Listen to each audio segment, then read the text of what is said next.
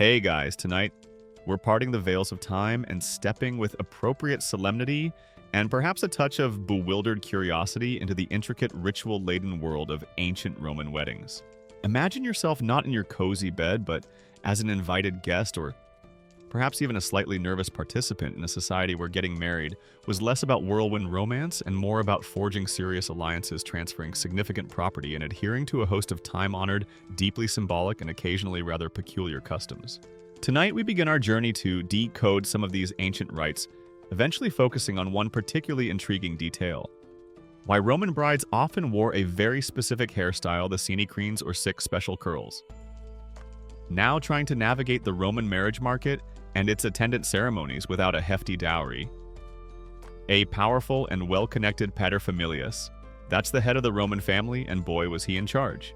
Signed an almost encyclopedic knowledge of who couldn't possibly marry whom due to some obscure, half-forgotten cousin-related taboo. Your chances of a happily ever after defined by your own spontaneous personal choice would be, let's just say, about as likely as finding a genuinely quiet, reflective moment in the middle of the Roman Forum on a bustling market day. It was, to put it mildly, complicated. So before you get comfortable, take a moment to like the video and subscribe, but only if you genuinely enjoy what I do here. And as always, I'd love to know where you're tuning in from tonight and what time it is in your neck of the woods. It's always a joy to see our sleepy historical community spanning the globe.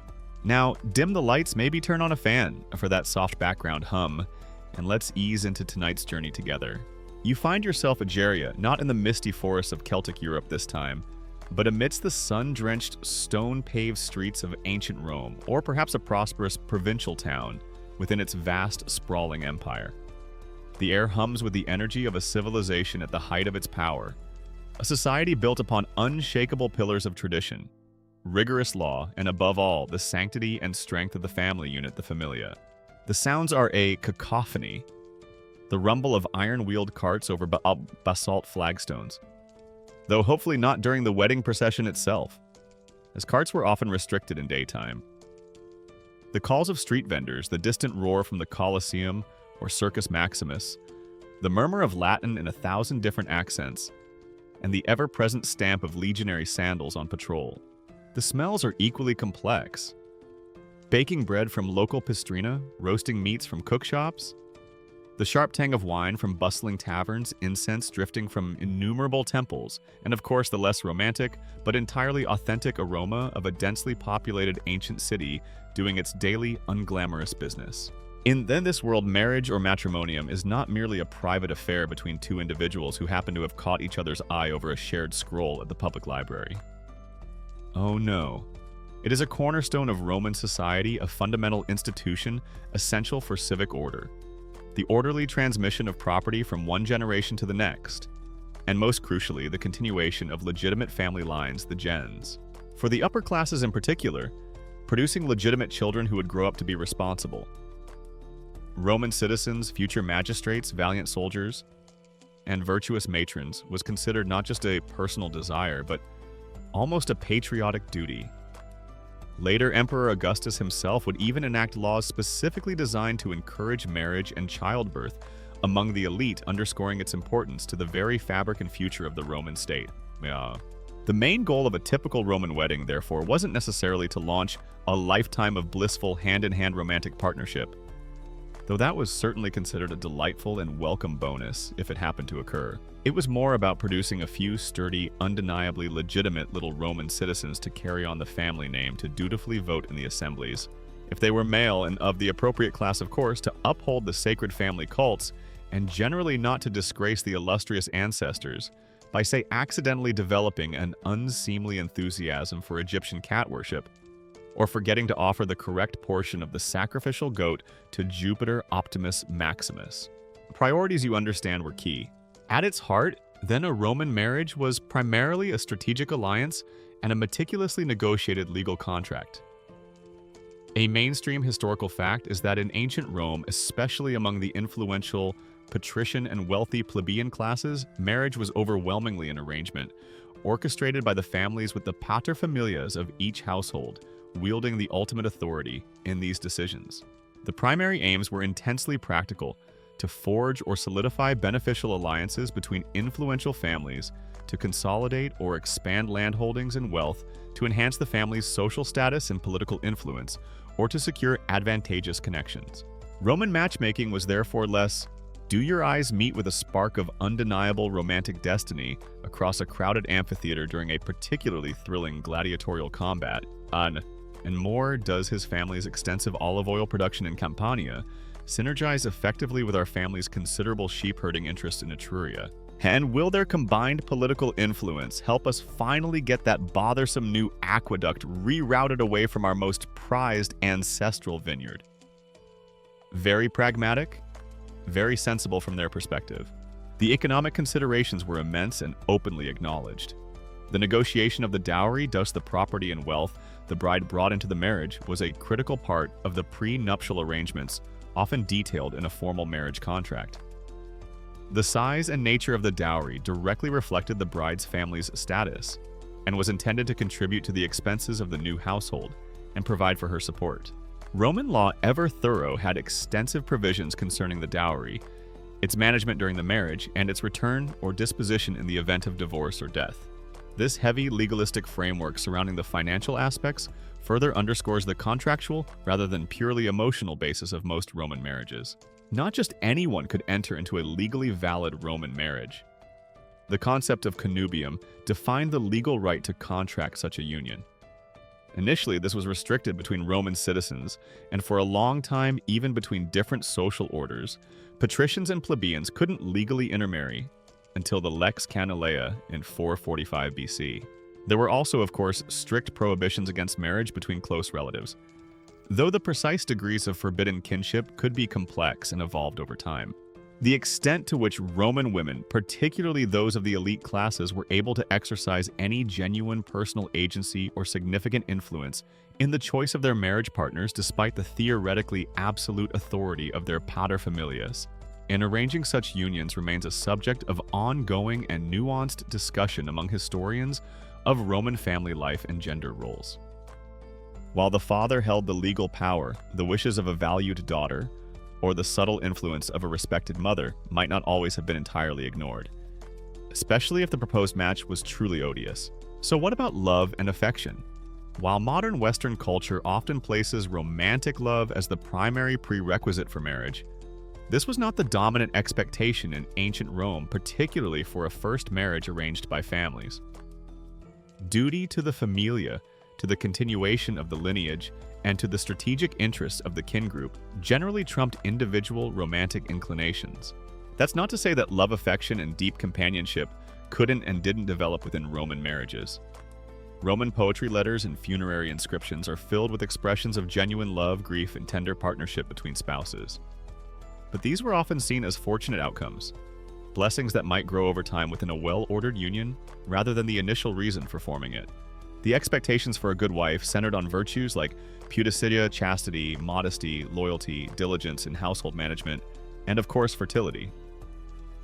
A good husband was expected to be a responsible head of household to provide for his family and to uphold its honor. If mutual affection blossomed alongside these duties, all the better. A quirky or fringe tidbit that highlights just how early this strategic planning for marriage could begin is that Roman girls could be and often were formally betrothed at a very young age. The legal minimum age for a girl to be betrothed was sometimes as young as 7. Although the actual marriage would not take place until she reached puberty, legally considered to be around the age of 12, though often it was a little later, perhaps 14 or 15. This early betrothal allowed families to secure advantageous alliances well in advance. Understanding this foundational context, marriage as a serious, legally defined, economically significant, and family-orchestrated alliance rather than a spontaneous romantic adventure, is crucial as we begin to explore the specific rituals and customs that surrounded a Roman wedding. These rituals weren't just pretty traditions. They were symbolic acts that publicly ratified the contract, invoked divine blessings upon the union, marked the critical transition of the bride from her natal family to her husband's, and reinforced the social order. And it is within this framework that even seemingly peculiar details like those 6 special curls in a bride's hair take on a deeper, more resonant meaning. You're now fully immersed in the Roman mindset.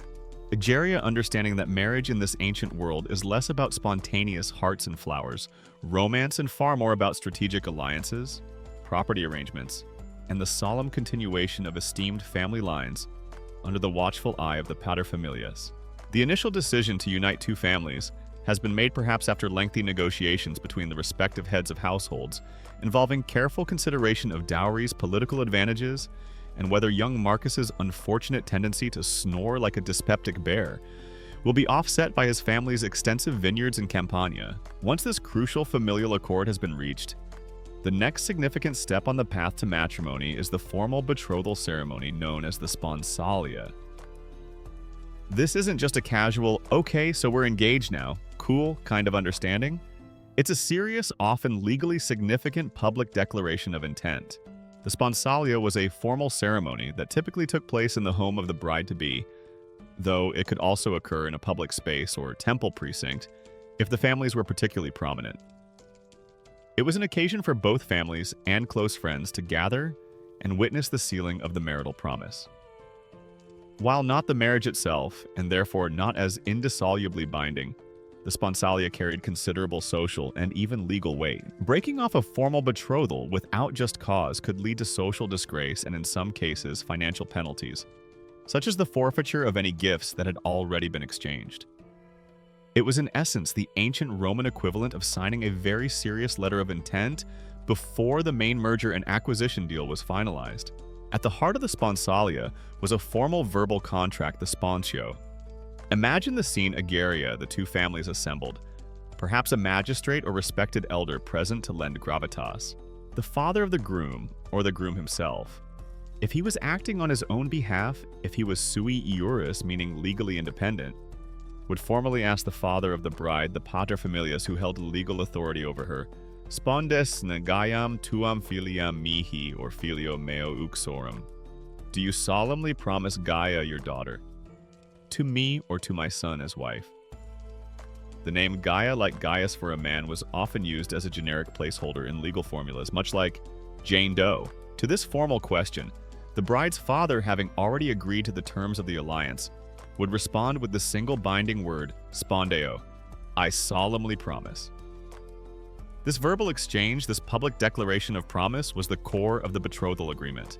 It was all very official, very Roman, a sort of beautifully toga-clad, extremely polite verbal handshake that essentially declared, yes, our esteemed families have now formally agreed that you two delightful young people are getting hitched.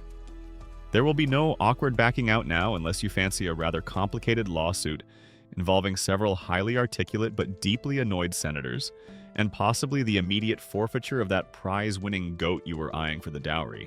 Following this formal exchange of promises, or perhaps as part of it, came one of the most enduring symbols of engagement. One that resonates even today, the giving of the engagement ring, the annulus pronibus. A mainstream historical fact is that the Roman betrothal ceremony typically included the groom or his family presenting an engagement ring to his bride-to-be. This ring was traditionally worn on the third finger of the left hand, what we now call the ring finger. The Romans, with their characteristic blend of practicality and charming superstition, believed that a special nerve or vein, the vena amoris or vein of love, ran directly from this particular finger to the heart, making it the most appropriate place for a symbol of loving commitment and betrothal.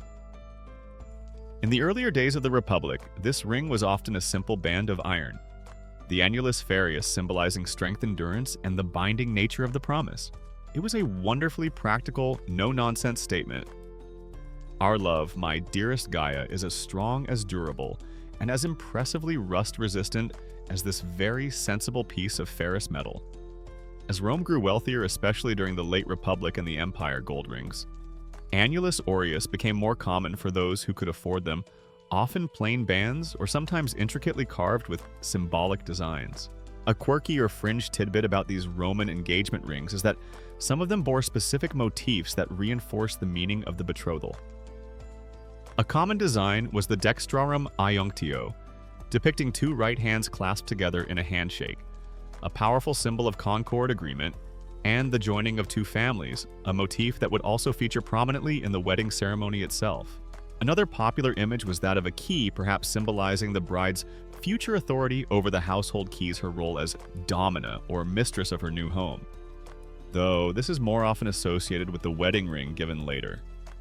These tiny wearable symbols packed a considerable amount of meaning.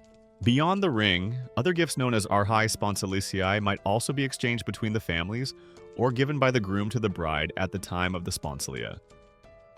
These gifts served as a further token of the agreement, a tangible earnest of the commitment being made, and another nod to the economic underpinnings of the union. These could range from money and valuable objects to fine clothing or other items appropriate to the status of the families involved. Once these formalities were concluded, the sponsalia would often be celebrated with a feast or a reception, though typically on a smaller and less lavish scale than the actual wedding banquet to come. It was an occasion for the two families to mingle to celebrate the new alliance, and for the betrothed couple Euageria as the Roman sponsa, or promised bride, and your sponsa's fiancé to perhaps spend some chaperoned time together, getting acquainted if you weren't already well known to each other. Your status Egeria would now change. You are no longer simply an unmarried daughter. You are a sponsa, a woman formally promised in marriage. This brought with it a new level of social expectation and scrutiny.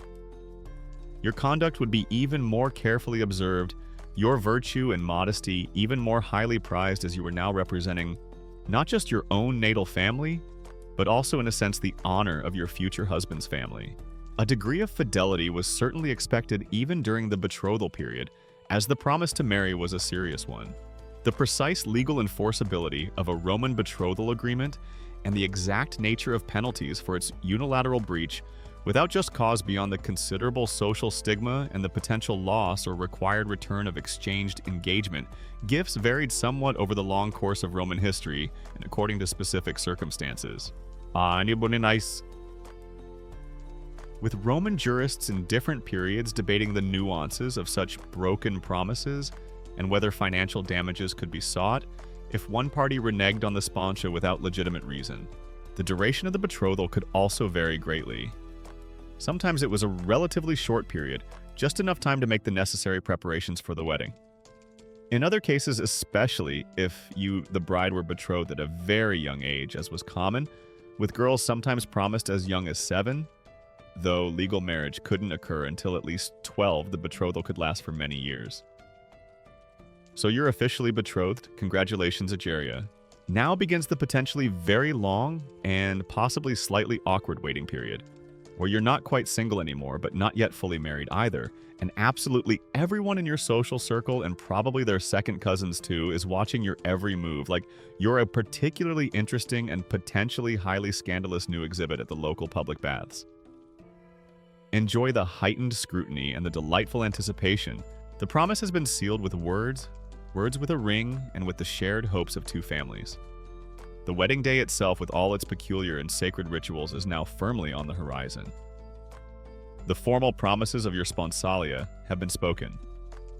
Egeria, the engagement ring, perhaps a sturdy iron band or a more fashionable loop of gold, now glints reassuringly on the third finger of your left hand, a tangible symbol of the legally significant alliance your families have forged.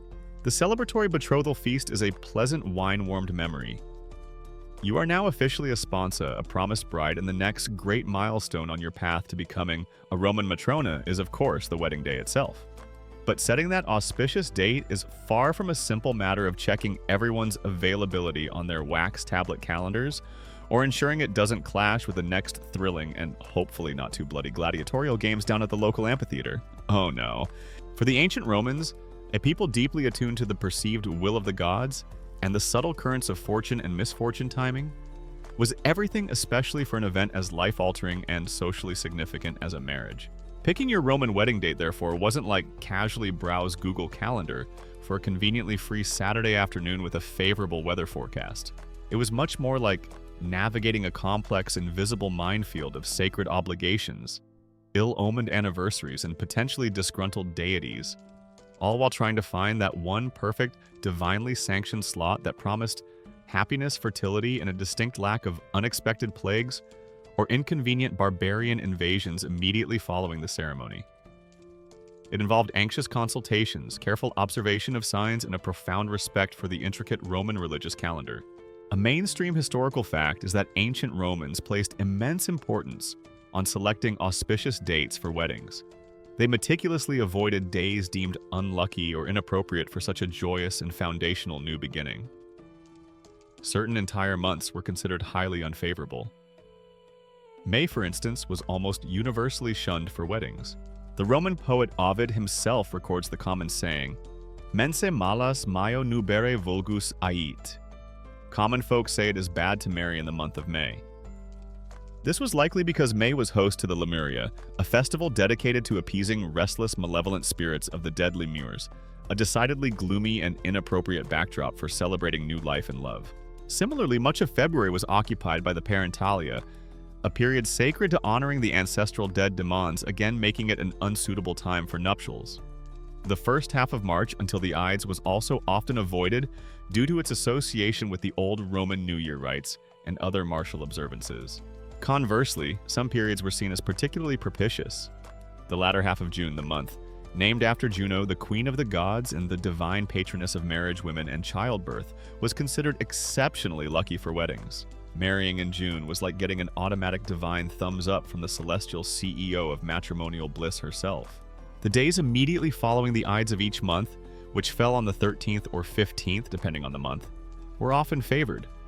Once those tricky Ides themselves, along with the Calends 1st and Nones 5th or 7th, were safely out of the way, as these specific dividing days were generally considered unlucky for initiating any new venture.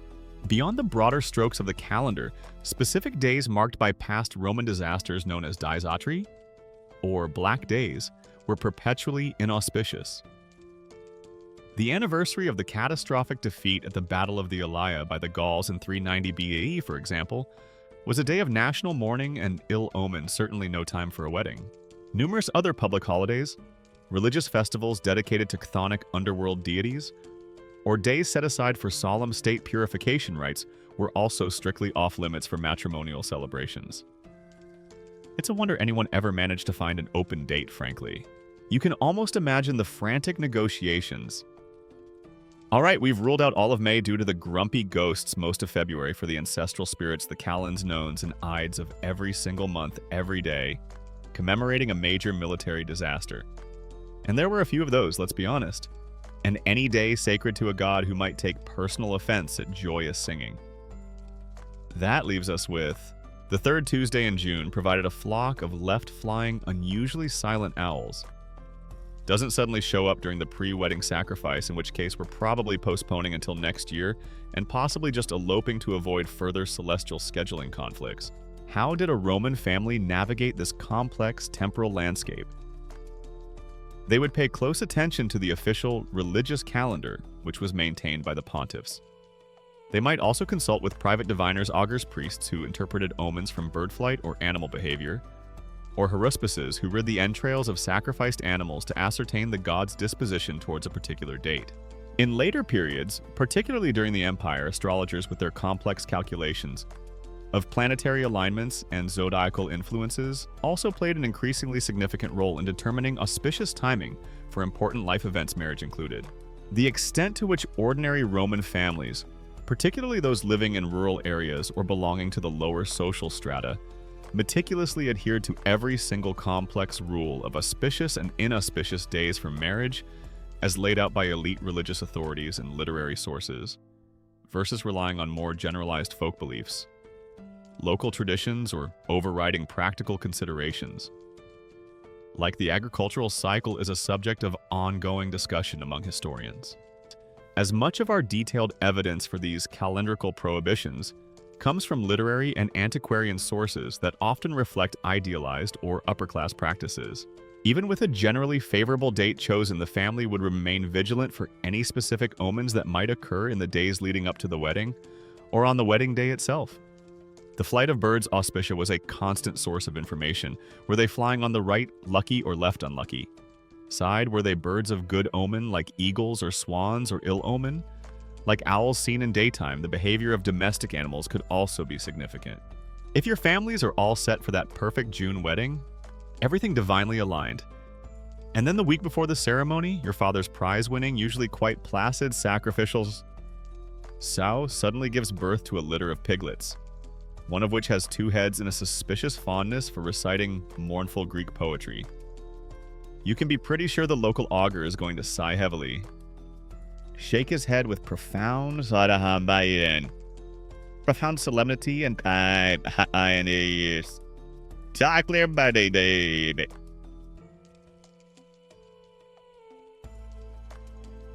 but naturally not this month, folks. The gods are clearly and rather creatively suggesting. Perhaps you might consider a very long and reflective engagement period, or maybe just a quiet elopement to a distant, omen-free province. A quirky or fringe tidbit is that if a series of unequivocally bad omens occurred, or if the diviners gave a consistently negative reading for a proposed wedding date despite it being a calendarically good day, a deeply pious or particularly superstitious Roman family might indeed postpone the wedding for a considerable time, even for months, rather than risk proceeding under divine displeasure. The social pressure from both families and the wider community to get the timing right to ensure the union began under the most favorable celestial and divine auspices possible would have been immense. After all, the goal was not just to have a legally valid marriage, but a one that was blessed by the gods, promising fertility Versailles for the bride, prosperity for the household, and enduring harmony for the couple. Getting the date wrong could be seen as inviting misfortune upon the new union from its very inception. So you wait Egeria during this betrothal period, not just for the practical arrangements to be made, but for the heavens themselves through the intricate language of omens, portents, and the sacred calendar to give their divine assent. It's a period of anxious nights and hopeful days. A time when every unexpected bird call, every stumble on a threshold, every peculiar dream might be scrutinized for its hidden meaning, all leading up to that one carefully chosen, hopefully lucky day when you will finally say your vows and begin your new life as a Roman wife.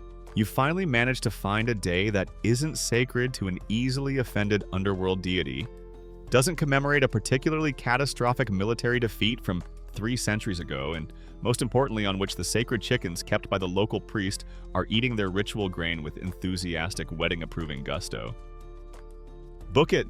Everyone involved probably cries with immense relief. Quickly before a random sneeze, a wayward thunderclap, or a particularly pessimistic-looking cloud formation changes the entire divine forecast. The anxious period of consulting calendars, observing omens, and perhaps even discreetly checking the appetite of the sacred chickens has finally yielded a divinely approved, auspicious date for your Roman wedding Egeria. The sponsalia sealed the promise the families are in accord, and the intricate machinery of matrimonial preparation now grinds into its final, most personal phase, particularly for you, the bride. The eve of your wedding is not a time for raucous pre-celebrations or last-minute bridal showers with surprisingly risque party games. Instead, it is a night steeped in solemn ritual, poignant farewells, and quiet preparation for the profound transformation that awaits you on the morrow. The transition from Virgo maiden under the lifelong authority, patria potestas of your father, to matrona married woman soon to be under the legal handmanis of your husband, or at least part of his new familial and social sphere. This night your last as an unmarried daughter in your natal home is filled with customs designed to mark this significant rite of passage. One of the most touching and symbolic of these is the dedication of your childhood toys and girlish attire. A mainstream historical fact is that on the eve of her wedding, a Roman bride traditionally dedicated the cherished playthings of her youth, such as her doll's pupae, perhaps small balls, knuckle bones for games, or other girlish trinkets, to the lares, the guardian spirits of her father's household. This was a deeply symbolic act, a formal farewell to childhood and acknowledgement that you are now leaving behind the carefree days of maidenhood and stepping into the serious responsibilities of adult womanhood and marriage. Imagine yourself Egeria gathering these small treasures, each one imbued with memories.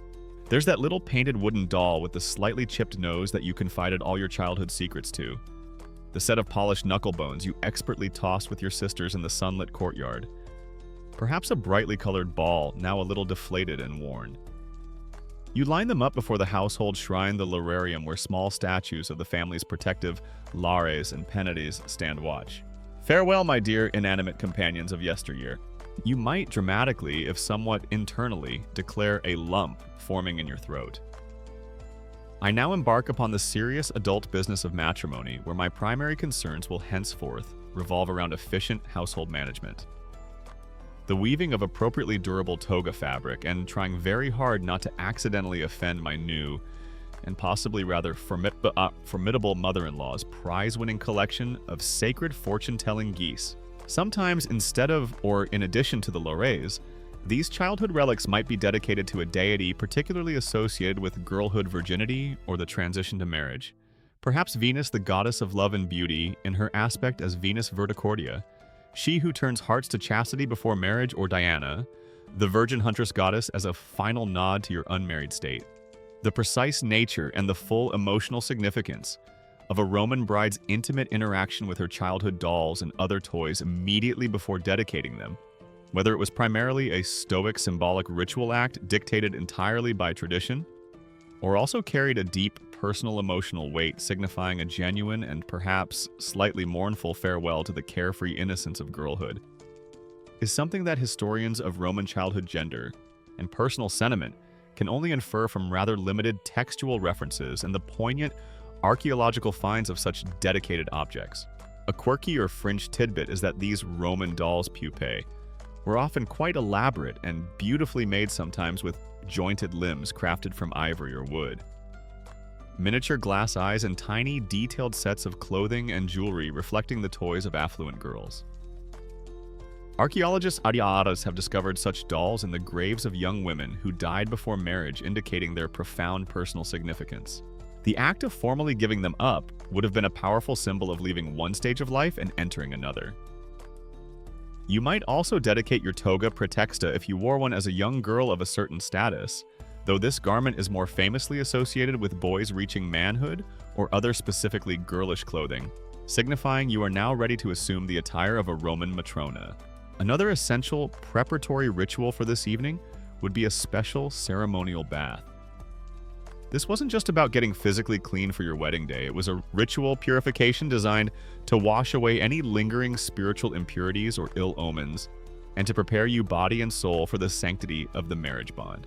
The water might be specially drawn perhaps from a running spring if possible, and infused with fragrant herbs, flowers, or scented oils like rose or violet, all contributing to an atmosphere of purity and solemn preparation. After your bath, you would don the tunica recta, also known as the tunica regula. This was the traditional wedding garment for a Roman bride, a simple straight white woolen tunic woven in one piece on an upright loom in the ancient traditional manner. Tela Silonis stanta filis, woven with the threads standing on an upright loom. Its whiteness symbolized purity and chastity, and its traditional weave connected you to the esteemed matrons of Rome's past. You might even put this tunic on tonight to sleep in it, so that it is already imbued with your presence when you are formally dressed on the morrow. It's the Roman bridal equivalent of the classic little black dress, except it's invariably white, probably a tad scratchy. If the wool isn't of the absolute finest quality, and rather pointedly signifies your imminent transformation into a respectable duty-bound matrona, rather than your immediate readiness to hit the town for a final night of maidenly revelry. Still in its simplicity and its deep symbolic resonance, it possesses a certain austere chic, a nod to virginal purity and the enduring power of ancient tradition kind of way. This last night in your father's house would likely be spent in the company of your mother's sisters and perhaps other close female relatives and friends. It would be a time for quiet reflection, for receiving last-minute advice solicited, or otherwise on the duties and comportment of a Roman wife, for sharing hopes and anxieties about the future, and perhaps for a few nostalgic tears as you contemplate the end of your life as a daughter of this particular household. The night before your wedding, you're probably a tightly wound bundle of excited nerves, joyful anticipation, and a vague, persistent anxiety about whether those 6 special hair curls, which you'll hear all about soon, will actually manage to stay perfectly in place for the entire duration of tomorrow's lengthy and highly scrutinized ceremony. Your mother keeps giving you those deeply knowing, slightly enigmatic looks that mothers throughout history have perfected, and offering snippets of slightly alarming, if well-intentioned advice about wifely duties and the arcane mysteries of managing a Roman kitchen. You mostly just find yourself wishing for a very large goblet of exceptionally well-watered-down wine and the possibility of a long, uninterrupted nap, but alas, the solemnity of these final ritual preparations awaits your full attention. Prayers and small offerings would also be part of this eve of wedding ritual. You would offer prayers to your family's lares and penates, thanking them for their protection during your childhood and asking for their blessing as you depart. You would also pray to Juno, the queen of the gods and the supreme protectress of marriage, asking for her favor upon your upcoming union, for fertility and for domestic harmony. Venus too might receive a petition for love and happiness within the marriage. These quiet personal devotions are a vital part of preparing your spirit for the profound changes to come. This night is a threshold, a poignant pause between the girl you were and the woman, the wife, the future mother you are about to become. The solemn, reflective eve of your Roman wedding has passed Egeria. You've made your poignant farewells to childhood, dedicating your beloved toys and girlish attire to the lares of your father's household, a symbolic closing of one chapter of your life. After a ritual bath, perhaps infused with fragrant herbs and oils, you might have slept in your simple white tunica recta, the straight woolen tunic that is the traditional garment of a Roman bride, its very fibers imbued with ancient custom and the promise of your impending transformation. Now the wedding day itself dawns bright and auspicious, thanks to all that careful calendrical and ornithological consultation, and your home is a hive of excited, purposeful activity as you are prepared for the ceremony, dressed in the sacred attire that will mark you as a bride. The process of dressing you the Roman bride is a ritual in itself, likely overseen by your mother, other close female relatives, and perhaps a skilled hairdresser and ornatrix if your family is of means. This isn't just a matter of slipping on a nice dress. Every element of your attire is laden with symbolic meaning, designed to invoke blessings, ensure good fortune, and signify your transition to the status of a matrona. First, of course, is that tunica recta we mentioned. A mainstream historical fact is that the traditional attire of a Roman bride on her wedding day included this special white straight-cut tunic. It was typically woven from wool, ideally on an upright loom, using ancient traditional methods, sometimes even by the bride herself or her mother, in the months leading up to the wedding, signifying her skill, diligence, and purity. Its whiteness is an obvious symbol of virginity and ritual purity appropriate for a woman about to enter the sacred state of matrimony. It's worn straight, often ungirded, until a specific moment falling in simple, modest lines. Around your waist over this tunica recta, a woolen girdle or belt is tied. But this is no ordinary knot. It is fastened with the nodus Herculaneus, the knot of Hercules. This was a specific, intricate reef knot, strong and difficult to untie. And by tradition, only your new husband was permitted to untie it on your wedding night. The symbolism here is potent. Hercules was a hero renowned for his strength and his many offspring. The knot thus invoked his protection over the marriage, symbolized the enduring strength of the marital bond, and was a powerful charm for fertility, ensuring the continuity of the family line. That knot of Hercules on your bridal girdle, it's not just a pretty decorative fastening. It's like a highly symbolic, divinely endorsed medieval chastity belt, but fashioned from wool and imbued with a powerful sense of good intentions. With a very clear, if unspoken, do not open until wedding night property of groom instruction, firmly implied by centuries of tradition. And given Hercules' reputation for prodigious feats in many areas, including siring a rather impressive number of children, it was also considered a particularly effective good luck charm for future little Romans. Over your head and shoulders will be draped the flamium, the bridal veil. This is perhaps one of the most distinctive and visually striking elements of Roman bridal attire. Unlike the white veils of many later Western wedding traditions, the Roman flamium was a bright, intense, flame-colored veil. Shades of saffron yellow, fiery orange, or a deep reddish orange. The precise origins and the full range of symbolic interpretations attributed to the Roman bridal veil's distinctive flame color, flamium. Whether it was primarily an apotropaic device to ward off evil spirits, with its fiery hue a symbol of Vesta, the goddess of the hearth fire, to which the bride would soon be dedicated, a potent signifier of fertility and passion, or simply a traditional festive color associated with joy and celebration, are still subjects of rich discussion and ongoing interpretation by classicists and historians of Roman religion, custom, and material culture. Whatever its deepest original meaning, its vibrant color made you the bride instantly recognizable and set you apart. It would be draped over your carefully arranged hair and those 6 special curls we're heading towards, sometimes partially obscuring your face, adding an aura of modesty, mystery, and sacred transition. The flammium isn't some shy, retiring whisper of a color white. Oh no, it's a bold look at me, here comes the bride, and she's quite possibly radiating enough auspicious, fiery energy to spontaneously combust shade of vibrant orange-yellow. It's partly, as mentioned, to ward off any lurking evil spirits who might be thinking of crashing the wedding and souring the omens. And partly you can't help but suspect, to make absolutely certain, that the groom, and indeed the entire assembled populace, can easily spot you in a crowded forum, even if he's had a thimbleful too much of pre-ceremony celebratory wine, and his vision is a tad blurry. Upon your head over the flammium, or intertwined with your elaborate hairstyle, you would wear a corona nuptialis, a wreath woven from fresh flowers and auspicious herbs. The specific plants used could vary, but common choices included verbena and marjoram, both considered sacred and lucky. Orange blossoms, with their later strong association with weddings and fertility, might also have been used if seasonally and geographically available, though their widespread bridal use is often dated later. This floral crown symbolized purity, fertility, joy, and the beauty of the bride. Often the groom would wear a similar wreath, linking them together in this fragrant, festive symbolism.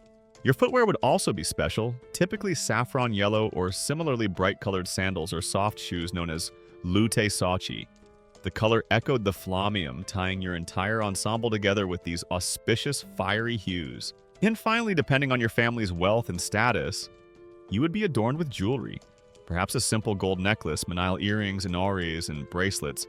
Armilli, though excessive ostentation might be frowned upon, as the emphasis was on traditional purity rather than worldly display for the bride herself on this day. A particularly intense, if somewhat gruesome, quirky, or fringe tidbit associated with bridal preparations specifically. The hairstyle that we will delve into next is that the hosta caelibris, the special spear used to part the bride's hair into the 6 locks, was sometimes said in ancient sources to be a spear that had either been dipped in the blood of a defeated gladiator, or more starkly, one that had actually killed a man. This rather alarming detail, if true and not just a symbolic or antiquarian conjecture, would have imbued the hairstyle with a powerful, if rather grim, apotropaic magic, perhaps intended to ensure a strong, victorious marriage, or to violently ward off any malevolent influences. It certainly adds a rather more hardcore, less fluffy dimension to Roman bridal preparations than just flowers and pretty veils. Another less gory but equally significant etymological quirk is that the Latin verb for to marry, when used for a woman, was nubre, which literally means to veil oneself, directly referring to the act of taking the flammium, highlighting this as the defining ritual act of becoming a bride. So there you are, Egeria transformed. Your Roman wedding ensemble is now complete. The pure white tunica recta symbolizing your virtue, the strong knot of Hercules binding your woolen girdle with promises of fidelity and fertility. The brilliant flame-colored flammium shrouding you in sacred mystery and auspicious light.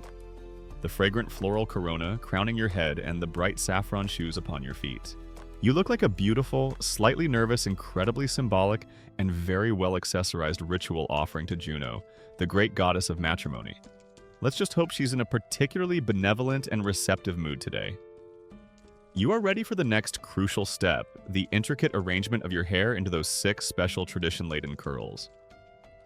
You are now fully arrayed in the sacred garments of a Roman bride Egeria. The pure white tunica recta whispers of ancient tradition and maidenly virtue. The woolen girdle tied with that potent knot of Hercules rests snugly at your waist, a symbol of unbreakable bonds and fertile promise. Soon the brilliant flame-colored flammium will be draped over your head and the fragrant floral wreath will crown you. But before those final iconic elements are put in place, there is one more absolutely crucial, deeply symbolic, and rather peculiar ritual to be performed. The intricate arrangement of your hair into the seni crines, the 6 special locks or curls that were the hallmark of a Roman bride. This isn't just a matter of choosing a pretty bridal updo. This hairstyle is a powerful statement steeped in ancient custom and religious significance. A mainstream historical fact is that a distinctive and highly traditional feature of the Roman bride's preparation on her wedding day was the careful arrangement of her hair into exactly 6 distinct locks or tresses known as the seni crines. This specific hairstyle was not merely decorative. It was imbued with profound symbolic meaning, believed to be very similar if not identical to the ritual hairstyle worn by Rome's most sacred priestesses, the Vestal Virgins, thereby linking the bride to ideals of purity, sanctity, and good fortune for her impending marriage. Forget your modern bridal magazines with endless options for elegant chignons or romantic flowing waves. For a traditional Roman bride, when it came to her wedding day coiffure, it was basically 6 sacred curls or bust. It was like an advanced form of hair origami meticulously achieved with a ritually significant spear point, and the kind of intense concentration usually reserved for deciphering extremely cryptic Sibylline prophecies. You probably needed a team of highly skilled attendants and possibly a minor structural engineer to ensure those 6 divinely approved curls didn't spontaneously unravel or droop dispiritedly before you even made it to the part where you say your vows. The process of creating the seni crines was a solemn ritual in itself, likely performed by your mother, other respected female relatives, or a skilled ornatrix, a female hairdresser, often an enslaved but highly valued specialist in wealthy households. The key tool for this sacred hairdressing was the hasta caelabaris, sometimes also referred to as the hasta recurva. This was quite literally a spear point. Now, this wasn't just any old spear point picked up from the legionary barracks. It was often described as a spear that had been used in a particular symbolically charged way. As we touched upon, a rather intense and quirky or fringe tidbit is that some ancient sources suggest this hasta caelabaris was supposed to be a spear that had either been dipped in the blood of a defeated gladiator, or even more starkly, one that had actually killed an enemy in battle.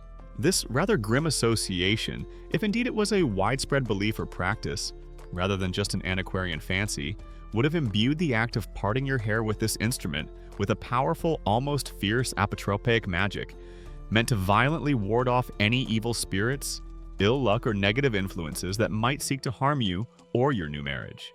Parting your bridal hair with a spear that might have recently seen active and possibly fatal combat. That's certainly one way to ensure your wedding hairdo is not only deeply traditional and symbolically potent, but also just a little bit terrifying to any lurking malevolent entities. Don't even think about messing with this bride. Your 6 curls might silently proclaim her hair was meticulously styled with a potentially blood-stained, demon-repelling deadly weapon. And yes, it still looks absolutely fabulous, thank you very mucho. Using this spear point, your hair would be carefully parted and then divided into precisely 6 locks or tresses. These 6 sections would then be individually styled, perhaps intricately braided or curled with heated irons, and then possibly bound with woolen fillets or ribbons before being arranged in a specific traditional manner upon your head.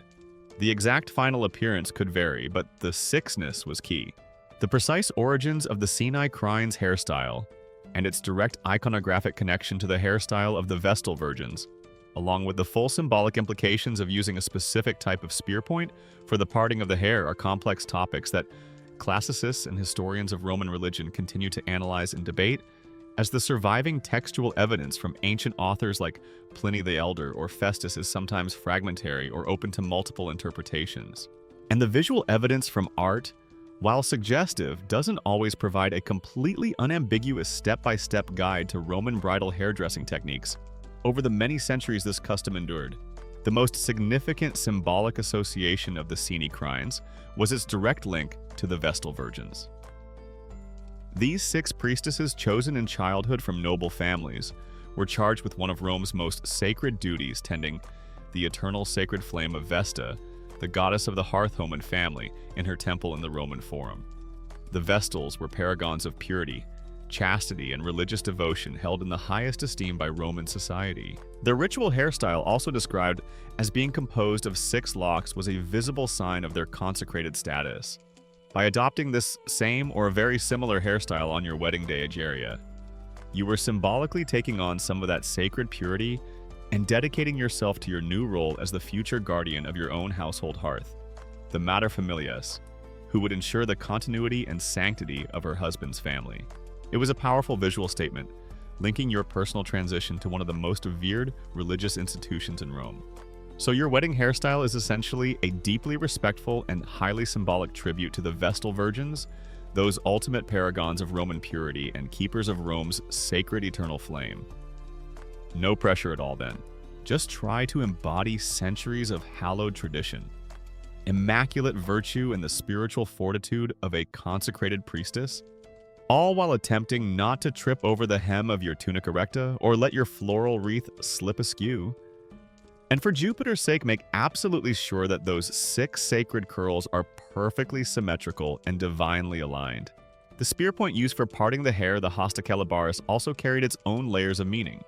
Beyond its potential apotropaic qualities, warding off evil, the spear was an ancient symbol of Roman authority and rightful possession, particularly in the context of marriage through capture in Rome's very earliest semi-legendary past, like the rape of the Sabine women. While by your time marriage was by consent and contract, the use of the spear point might have been a very ancient fossilized ritual element, a distant echo of those more archaic forms of union, now symbolizing the husband's gentle capture or claim upon you, the bride, or perhaps the severing of your ties to your natal family as you transition to his.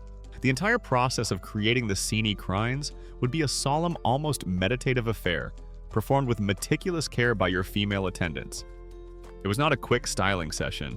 It was a ritual act, transforming your outward appearance to reflect the profound inner transformation you were about to undergo. Once these 6 locks were perfectly arranged, the fragrant floral wreath would be placed upon your head, and then finally the brilliant flame-colored flamium would be draped over it all, completing your sacred bridal attire.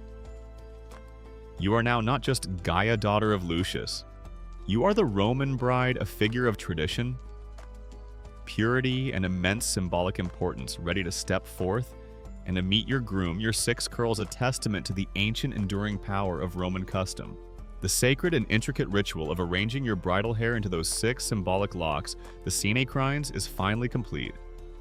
Egeria, your head crowned with its floral wreath and now veiled with the brilliant flame-colored flamium, feels heavy with the weight of ancient tradition and solemn expectation. You are a vision of Roman bridal purity and sanctity, ready to step forth from your father's house and into your new life. But what of the other crucial party in this impending union? What of your groom, young Lucius or Marcus or whatever suitably sturdy Roman name he bears? As you undergo your elaborate women-centered preparations, he too is making himself ready, experiencing his own blend of anticipation, anxiety, and ceremonial transformation. Let's shift our gaze for a moment. Egeria across town, or perhaps just to another wing of a large patrician villa. If your families are closely connected to where your future husband is preparing for this momentous day. While the bride's preparations often receive more detailed attention in the ancient sources due to their highly symbolic nature, the Roman groom also had his own set of rituals and expectations to fulfill.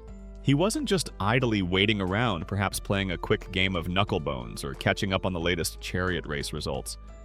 This was a significant rite of passage for him too, marking his transition to the head of a new household. A paterfamilias in his own right, or at least an heir apparent taking a crucial step towards that status. His day, like yours, would likely have begun with a ritual bath, a symbol of purification and readiness for the sacred undertaking of marriage. He would then be carefully dressed in his finest attire that also carried significant symbolic weight. A mainstream historical fact is that the Roman groom on his wedding day typically wore a freshly laundered, impeccably white toga, the toga pura, or if he was a candidate for office, and it was particularly whitened with chalk, a toga candida. The toga itself was the quintessential garment of Roman citizenship and public life. Its pristine whiteness on this occasion signified purity of intention, his status as an upstanding citizen ready to undertake new civic and familial responsibilities, and the fresh beginning that marriage represented. This wasn't just any old toga pulled from the back of the wardrobe. This was his "I'm getting married and starting a respectable new family" toga, and it had to be perfect. You can imagine young Lucius the groom, currently sweating rather more profusely than a gladiator, in a particularly sun-drenched desert arena despite the early hour. He's probably practiced his most solemn, responsible, and "I am clearly capable of managing a household and siring legitimate heirs" facial expression in a polished bronze mirror at least 17 times this morning. And he's still not entirely convinced that the complex folds of his dazzling white toga are hanging with precisely the correct degree of senatorial gravitas. The pressure is on. Like you, Egeria, he too would wear a corona nuptialis, a wreath woven from fresh flowers and auspicious herbs, perhaps myrtle sacred to Venus or other plants symbolizing love, fertility, and good fortune.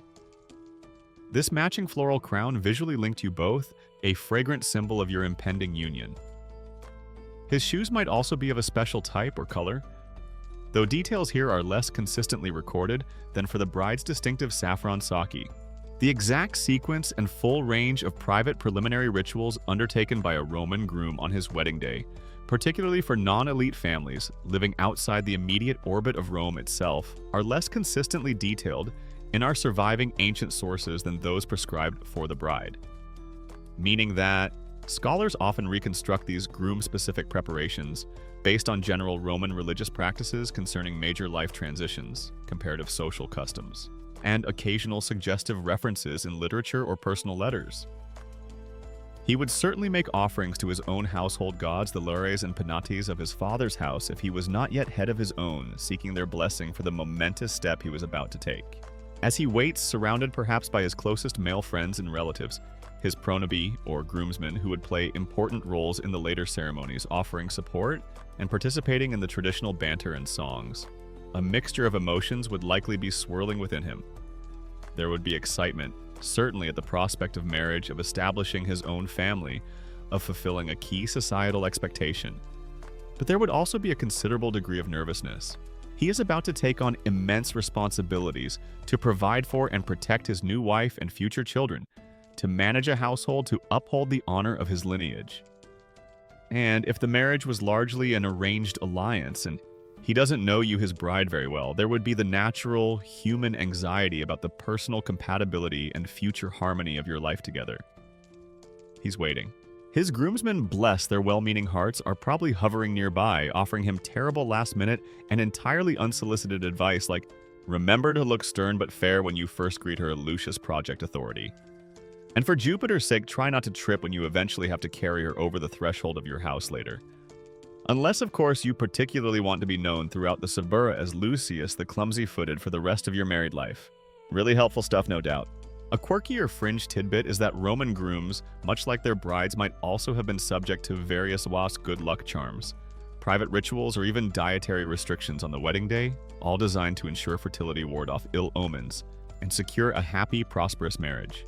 Perhaps he wore a specific amulet under his toga, or ate a particular type of honey cake known for its auspicious properties, or avoided stepping on any cracks in the pavement on his way to your house, okay? That last one is probably more modern, but the Roman equivalent likely existed.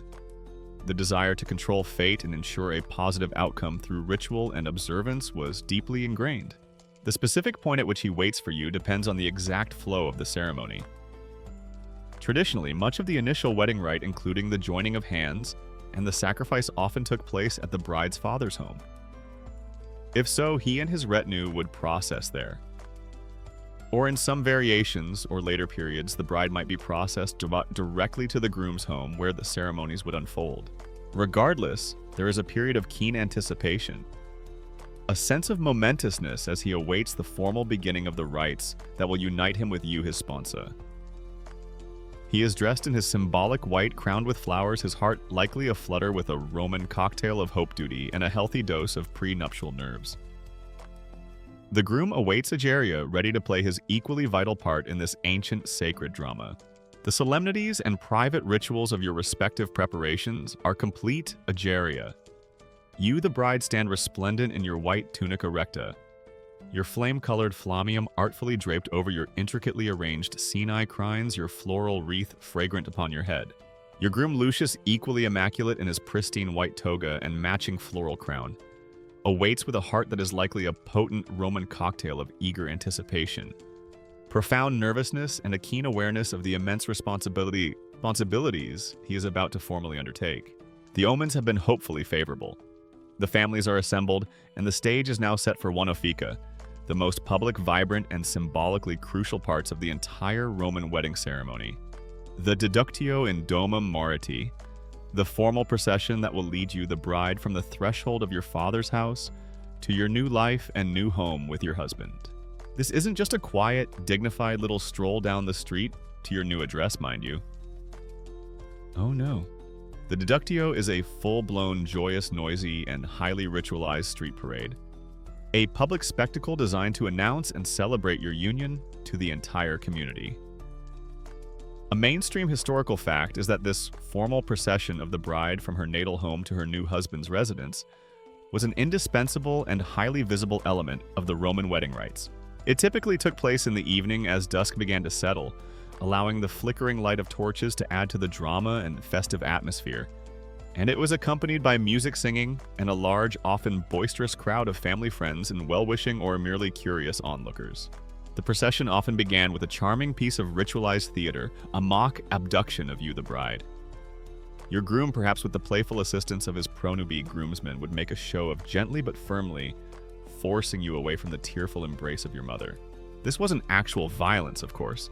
It was a symbolic act, a dramatic representation of your transition, your capture by your new husband, and your severance from your natal family to be incorporated into his.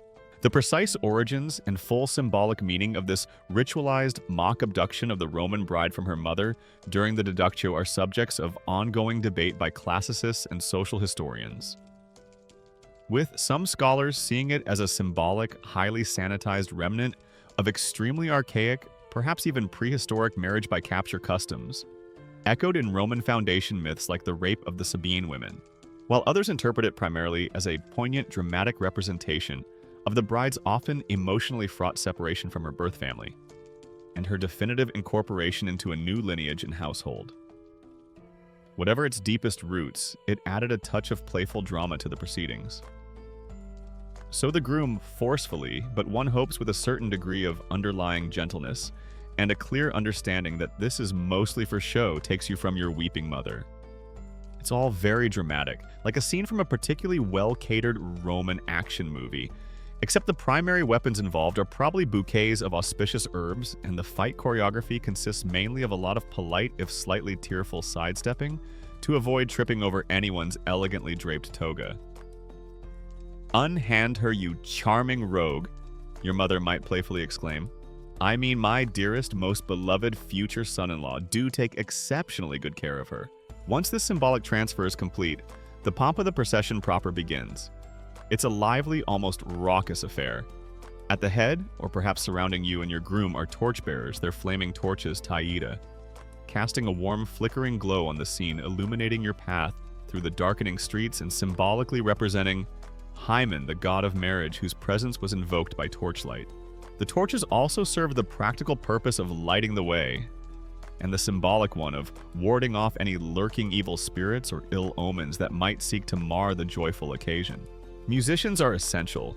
Flute players, tibicines, would pipe lively, festive tunes, their melodies weaving through the evening air.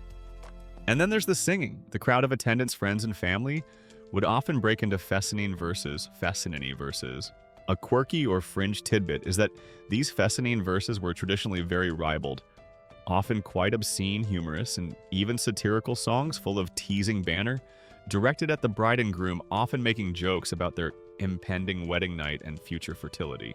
This ritualized, almost licensed obscenity might seem shocking to some modern sensibilities, but it was believed to have a powerful apotropaic function. That is, it was thought to avert the evil eye, distract malevolent spirits with laughter and lewdness, and thus protect the happy couple. Furthermore, their earthy humor and focus on procreation were also seen as promoting good fortune and abundant fertility for the new marriage. It's like having your most embarrassing, unfiltered uncle hijack the microphone at your wedding reception and launch into a very loud, very public, and surprisingly detailed roast about your future domestic bliss. But in ancient Rome, it's all part of the official program and done entirely for good luck.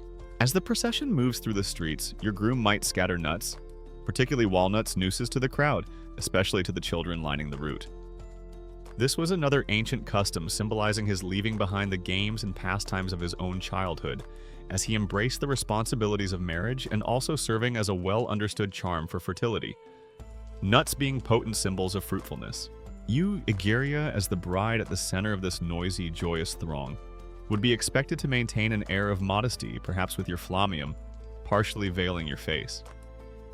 You might even feign a degree of reluctance or sorrow at leaving your parental home, a traditional part of the bridal performance. You are flanked by attendants, perhaps two young boys whose parents are both still living.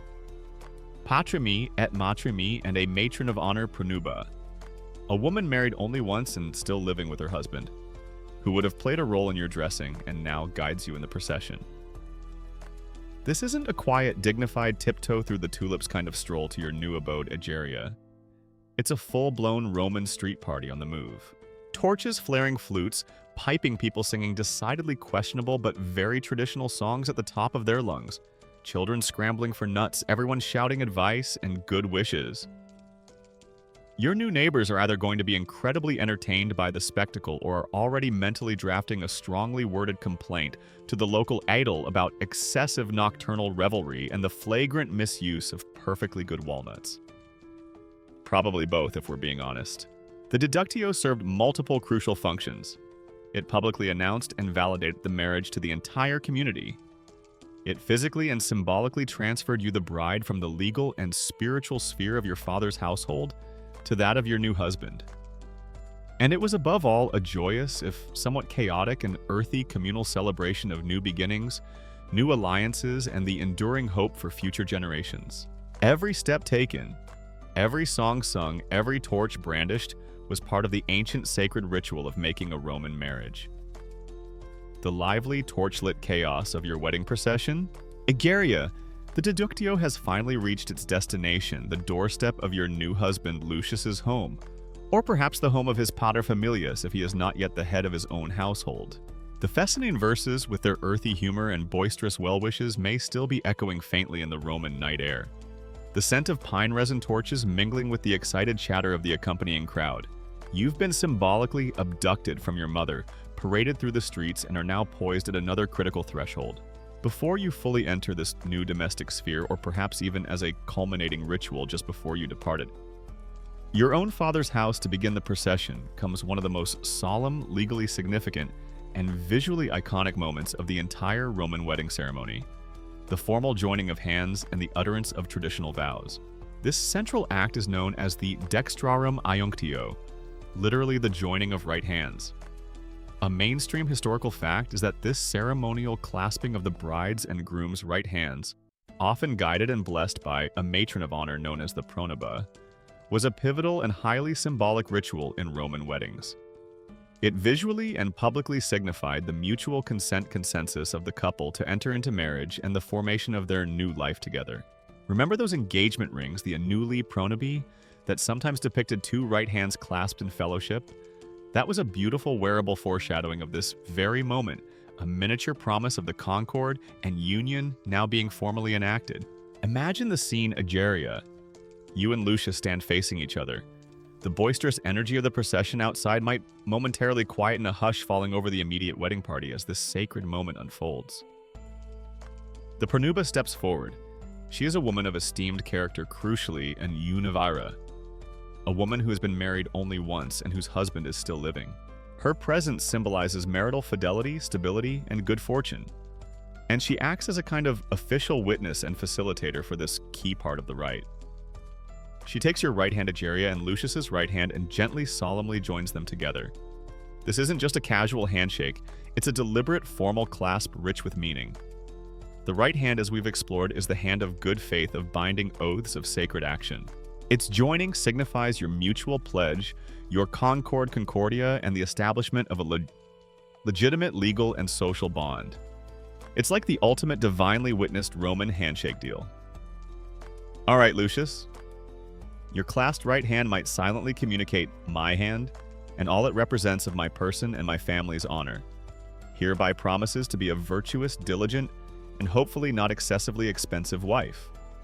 Your right hand in turn promises, well, among other things, to provide for me, honor our household gods, and most immediately to try very hard not to drop me when you perform that rather alarming ritual of carrying me over the threshold in a few minutes. Is it a deal? Following or sometimes accompanying this joining of hands would be the exchange of formal vows or declarations. Now, don't picture lengthy, personalized, tearful speeches about undying love and soulmates that you might see in a modern movie. Roman wedding vows, or rather declarations, were typically more traditional formulaic and focused on the establishment of the new social reality. The most famous and enduring of these traditionally spoken by you The bride Egeria is the simple yet profound phrase, ubi tu Gaius ego Gaia. This translates to, where you are Gaius, there I am Gaia, or sometimes as you are Gaia, so I am Gaia. Gaius and Gaia being the generic, almost archetypal Roman male and female names used in such formulas, much like John Doe and Jane Doe. This declaration is your formal statement of consent to the marriage, your commitment to join your life with your husband's, to share his home, his fortune, his social standing, and his family name. It's the ancient Roman equivalent of saying, "Right then, wherever you go, Lucius, whatever your life entails, I am now part of it. I'm with you for better or for slightly less impressive olive harvests than we hoped for." It's a pledge of companionship, of shared identity, and of your new place within his familia. The groom's reciprocal statement is less consistently recorded in ancient sources, but his active participation in the dextrarum aiunctio and his acceptance of your declaration would signify his own consent and commitment to the union. The core legal principle, especially in later forms of free marriage sine manu, where you, the wife, did not pass into your husband's direct legal control, but remained under your father's potestas or became legally independent. If your father was deceased, was consensus facit nuptias. Consent makes the marriage. While this consent was often initially given by the patres familias during the betrothal, this moment, the joining of hands and the public declaration, was the vital personal affirmation by you and your groom. The precise legal weight and historical evolution of the spoken formula, ubi tu Gaius ego Gaia, in constituting a legally binding Roman marriage versus the overarching societal importance of demonstrated continuous marital cohabitation. Affectia maritala and public reputation in establishing the validity and endurance of a union. Especially in those free marriages without manus, is a complex topic that continues to be explored and nuanced by historians of Roman law and family structures. However, its symbolic power as a declaration of wifely commitment is undeniable and echoed through centuries of Roman tradition. The pronuba that experienced matron of honor who has seen it all, and whose own successful enduring marriage makes her the ideal spiritual guide for this moment, is like the wedding ceremony's divinely approved referee. She ensures everything is done correctly with due solemnity. Okay, kids. You can almost hear her murmuring with kindly authority. Right hands only, please. Look like you genuinely mean it. Say the magic, legally binding words. And absolutely no biting, fidgeting, or looking like you'd rather be at the chariot races. We are aiming for a clean, auspicious, and thoroughly God-approved union here, people. Let's not mess this up. This joining of hands and exchange of vows, witnessed by your families and friends, is the true heart of what makes you husband and wife in the eyes of Roman society, and they hope the gods.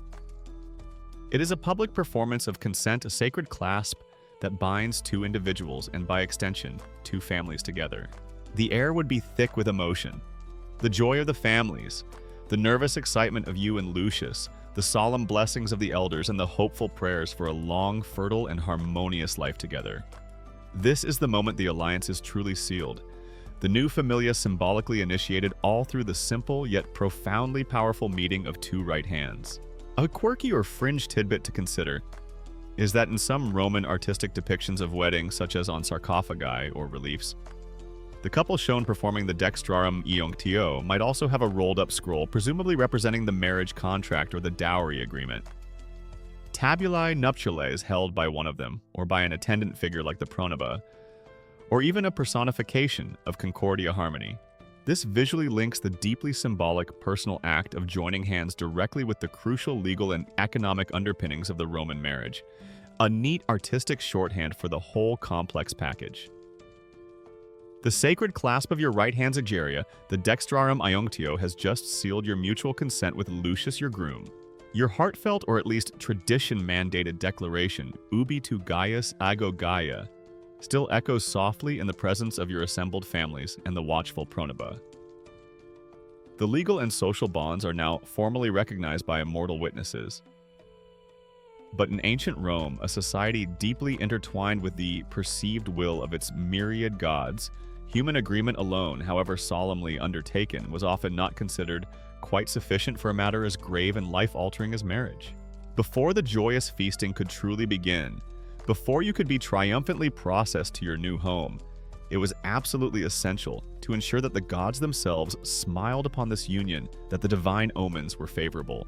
And so you find yourself part of another solemn, and to modern sensibilities, perhaps rather intense ritual, the wedding day sacrifice and the subsequent reading of omens.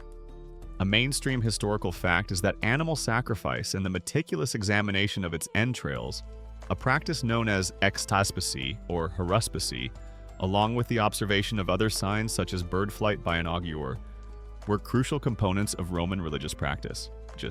These divinatory rites were frequently undertaken before any major public or private event, including battles, state decisions, and yes, weddings, to ascertain divine approval and to secure good fortune for the endeavor. Without a clear thumbs up from Jupiter Juno and the relevant celestial cohort proceeding with something as fundamental as founding a new family, would be seen as reckless, almost an invitation to misfortune. This ritual might take place at your father's home at Geria, perhaps in the courtyard or garden where a temporary altar has been erected either before the dextrarum iunctio or immediately following it, and certainly before the deductio, the procession to the groom's house, gets underway. Or in some cases, a similar sacrifice might occur at the groom's home, as part of the ceremonies formally welcoming you.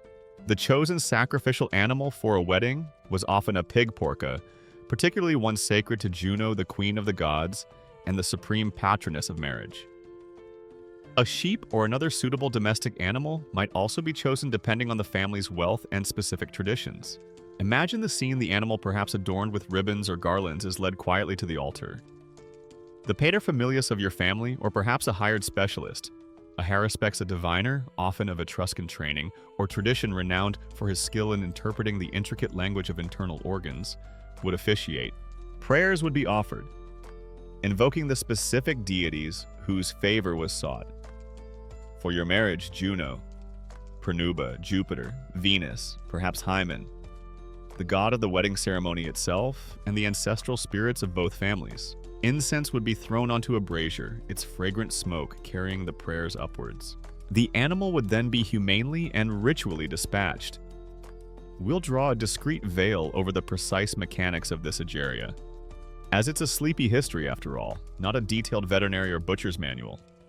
What matters for our purposes is what happens next. The haruspeks, a figure of immense solemnity and arcane knowledge, his face perhaps etched with the wisdom of countless previous divinations, would then carefully examine the internal organs of the sacrificed animal, particularly the liver, but also often the heart, lungs, and other viscera. This is ectaspasy. The liver in particular was considered a kind of microcosm of the universe, a divine message board. The Etruscans, from whom the Romans derived many of their divinatory arts, even had incredibly elaborate bronze models of sheep livers, like the famous liver of Piacenza, which is covered in incised sections, each corresponding to a different deity or celestial region. This artifact served as a kind of textbook or divine map for the haruspeks, helping him to interpret the signs he found on the actual liver before him. A quirky or fringe tidbit indeed, showcasing just how systematized and scientific in its own way this ancient art of organ gazing could be. So after you've symbolically said your I do's, or rather your as you are Gaia, so I am Gaia's, it's time for the truly romantic and deeply personal part of the Roman wedding day: sacrificing a pig and having a very serious-looking gentleman in a special conical hat and a rather impressively embroidered robe meticulously poke around its still warm insides for hidden messages from Jupiter and Juno. He might mutter, peering intently at a particularly interesting lobe of the liver. A slight discoloration here on the pars familiaris. That indicates you will have a minor but ultimately resolvable disagreement about chariot parking etiquette in approximately your 3rd year of marriage. But look, the processus pyramidalis is exceptionally well formed and of a most auspicious hue. Excellent. Otherwise all clear, folks. The gods approve. The gods, everyone involved, you Lucius, your respective families, would be holding their collective breath during this tense examination. The haruspeks would look for any abnormalities, unusual colors, strange markings, unexpected growths, the size and shape of the various lobes of the liver, the condition of the gallbladder. A healthy, perfectly formed, and well-proportioned set of organs was a sign of divine favor, laitatio. This meant the gods accepted the sacrifice and, by extension, blessed the marriage. If, however, the organs were deformed, discolored, or showed any ominous signs, it was a terrible portent indicating divine displeasure or impending misfortune for the union. Such a discovery could throw the entire wedding into disarray. In addition to extispicy, an augur might also be present, or his earlier observations for the day might be considered. He would have been watching the skies for the flight of birds. Were the eagles very good or vultures very bad? Did they fly on the auspicious right side or the ill-omened left? Did they cry out in a particular way? The behavior of the sacred chicken's pulley, if consulted, their eagerness or lack thereof to eat the grain offered to them, was a key omen. The auspicium ex tripudius could also be a factor. The tension as you await the diviner's verdict is almost unbearable. If the haruspice slowly shakes his head, his face grave, and announces that the omens are unfavorable, a pall would fall over the entire assembly. What then? The degree to which the pronouncements of haruspices or augurs regarding wedding day omens were genuinely believed to represent immutable divine will, and were thus unalterably acted upon versus being potentially subject to subtle reinterpretation, further propitiatory sacrifices, or even in some cynical views a degree of manipulation to align with the powerful family's desires or overriding political expediencies, particularly in very high-status marriages, is a complex question for historians of Roman religion and societal power structures. In most cases, however, a seriously bad omen would likely lead to, at the very least, a postponement of the wedding, further sacrifices to appease the angered deities, or, if the couple proceeded against such dire warnings, a heavy cloud of anxiety and foreboding would hang over their union. But let's assume for your sake, Egeria, that on this particular auspiciously chosen day in June, the sacrificed pig's liver is a picture of perfect, healthy pigginess. The haruspice finally smiles, his solemn face breaking into a rare expression of relief. He declares the entrails exceptionally auspicious and gives a clear, divine thumbs up. A collective sigh of relief, quickly followed by joyous exclamations, ripples through the assembled families and guests. Quick, someone strike up the flutes and lyres. Let the ceremonial feasting and the slightly inappropriate but tradition-mandated fescennine verses commence with gusto before a particularly clumsy pigeon accidentally flies in the wrong direction across the courtyard and ruins the entire perfectly calibrated divine forecast. The gods have spoken and they have approved. Your marriage to Lucius is now not only legally contracted and socially witnessed, but also divinely sanctioned. The path to your new home and your new life is clear. The gods have smiled upon your union, Egeria. The haruspice, after a suitably dramatic and suspenseful examination of the sacrificial pig's hopefully pristine internal organs, has declared the omens exceptionally favorable. A collective sigh of relief, quickly followed by joyous shouts and renewed celebratory vigor, sweeps through your assembled families and guests. The divine stamp of approval has been received. The path is clear. The anxieties of uncertain celestial dispositions have lifted. And now, with hearts lightened and appetites thoroughly whetted by all that pre-nuptial ritual and nervous anticipation, it is finally time for the grand culmination of the day's public festivities. The cena nuptiale, the Roman wedding feast. This is no simple, quickly consumed meal. The cena nuptialis is a lavish, often lengthy, and always joyous banquet. A true feast of union designed to honor you, the new couple, to celebrate the successful alliance of your two families, and to invoke continued blessings of abundance and fertility upon your marriage. A mainstream historical fact is that the Roman wedding feast was a significant and elaborate social event, particularly for wealthier families, characterized by an abundance of carefully prepared food and free-flowing wine, lively music, and the traditional, often rather boisterous singing of fescennine verses, all contributing to an atmosphere of communal celebration and good fortune. Given that your procession, the deductio, has already brought you to your husband Lucius's home, or that of his paterfamilias, the feast likely takes place here, serving as a formal welcome for you into your new domestic sphere in a celebration hosted by the groom's family. Imagine being ushered into the triclinium, the formal Roman dining room, or perhaps a specially decorated courtyard if the weather is fine and the guest list extensive. The room is alive with the warm glow of many oil lamps, the scent of flowers and perfumes mingling with the even more enticing aromas of roasting meats and spiced sauces. Guests, having shed some of the solemnity of the earlier religious rites, are now reclining on couches arranged in the traditional U shape around low tables, their voices animated with conversation and laughter. You and Lucius, of course, occupy places of honor, perhaps on a central couch, the focus of all attention and good wishes. And the food. Oh, the food, Egeria. The Roman wedding feast is not an occasion for modest portions or calorie counting. It is a delightful, almost overwhelming onslaught of Roman culinary artistry designed to impress the guests and symbolize the prosperity the new union hopes to enjoy. Your toga, already a fairly voluminous garment, is about to experience some serious structural strain over the next few hours. Multiple courses or mensae will be served. There would be an array of appetizers gustaccio to start, perhaps olives, a fava bean puree that doesn't bring back traumatic memories of your Uncle Septimus' savory pastries, small grilled fish and eggs prepared in various ways. Then come the main courses, a parade of roasted and stewed meats, suckling pig, a Roman delicacy, lamb kid poultry like capons or ducks, and perhaps even game such as venison or wild boar, if the host is particularly affluent or well-connected with skilled hunters. Fish, both fresh and preserved, would also feature prominently, often elaborately sauced, with herbs, wine, and that ubiquitous Roman flavor enhancer, garum fermented fish sauce, an acquired taste but essential to Roman cuisine. Accompanying these would be various breads, cooked vegetables dressed with olive oil, and perhaps some exotic imported fruits or nuts. And then there's the wine flowing as freely as the Tiber. After a spring rain, though, as always in polite Roman society, usually well diluted with water, lest the guests become too uninhibited too quickly. Servants, their movements practiced and efficient, keep the goblets filled. Music is an essential accompaniment to the feasting. You might hear the gentle strains of a lyre or cithara, the lively piping of a tibia, a double-reeded flute, or even a small ensemble of musicians providing a festive soundtrack to the meal. As the wine flows and spirits rise, the fescennane verses, those traditional wedding songs you heard during the procession, would likely make another even more enthusiastic appearance. These often improvised, highly satirical, and frequently quite bawdy songs were a unique Roman wedding custom. Friends and family members, emboldened by wine and good cheer, would take turns singing verses that teased you. And Lucius, often with humorous, earthy references to your impending marital duties and hopes for numerous offspring.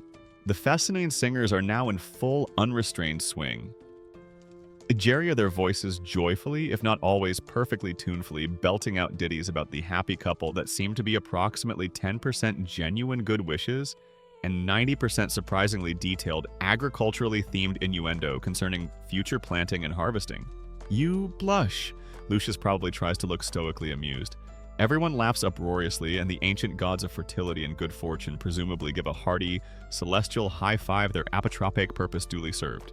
The exact nature and degree of allowable improvisation versus adherence to traditional formula in the fescennane verses sung at Roman weddings, and how their often remarkably explicit or deeply satirical content was actually received and perceived by the different social classes and genders present. At the feast remain fascinating subjects of interest and lively discussion. For scholars of Roman social customs, popular culture, and performative traditions, a particularly quirky and beloved tidbit of the Roman wedding feast is the wedding cake known as the mustacium. This wasn't a towering, multi-tiered frosted confection like a modern wedding cake. The mustacium was traditionally a type of sweet cake made with mustum, fresh, unfermented grape juice and flour, often flavored with anise and other spices and quite charmingly baked on bay leaves. The really peculiar part came with its presentation. Instead of being elegantly sliced and served, the mustacium was often ceremonially broken over your head, Egeria. As the bride, this rather startling act was a potent symbol of fertility, abundance, and good luck. The guests would then scramble to gather the crumbs, as these too were considered lucky. It's like an ancient, slightly messy, but very enthusiastic precursor to the modern tradition of sharing the wedding cake, but with a much more direct and possibly slightly sticky bridal involvement. The cena nuptialis is more than just a good meal. It's a vital social event. It's where the two families now formally allied can mingle, cement their new relationship, and publicly demonstrate their joy and support for your union. Toasts are made, congratulations offered, gifts perhaps presented. It's a time for strengthening bonds, for laughter, and for the communal affirmation of your new status as husband and wife. You, Egeria, though still expected to maintain an air of bridal modesty, are nonetheless a radiant center of attention, receiving the well wishes and advice solicited or not of your new relatives and friends. After many hours of feasting, drinking an abundance of good-natured, if occasionally rather eyebrow-raising, Fesannine verses, possibly delivered with particular gusto by your slightly inebriated great-uncle Claudius, who everyone agrees really should stick to his day job as a collector of port duties and not attempt public singing. You are likely feeling quite full, thoroughly celebrated, exceptionally happy, and possibly just a little bit deaf from all the joyous commotion. Roman wedding feasts, it is clear, were not designed for the faint of appetite, the overly sensitive of eardrum, or those with a low tolerance for agriculturally themed jokes. The Feast of Union has been a resounding success. The joyous cacophony of the Scena Nuptialis, your Roman wedding feast, Egeria, has finally begun to subside. The last of the honeycakes have been savored.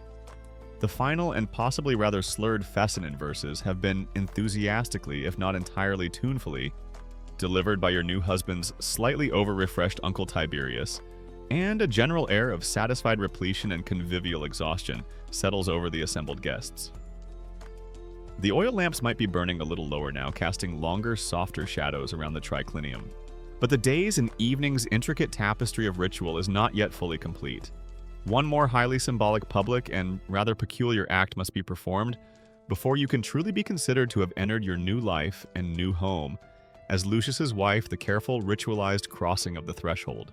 As the feast winds down and the guests prepare to escort you, the bride, with renewed, if slightly wine-fueled vigor to the bridal chamber, you approach the actual doorway of your husband's house. This is no ordinary doorway tonight. It is a potent, liminal space, a symbolic barrier between your old life and your new, between the outside world and the sacred interior of your marital home.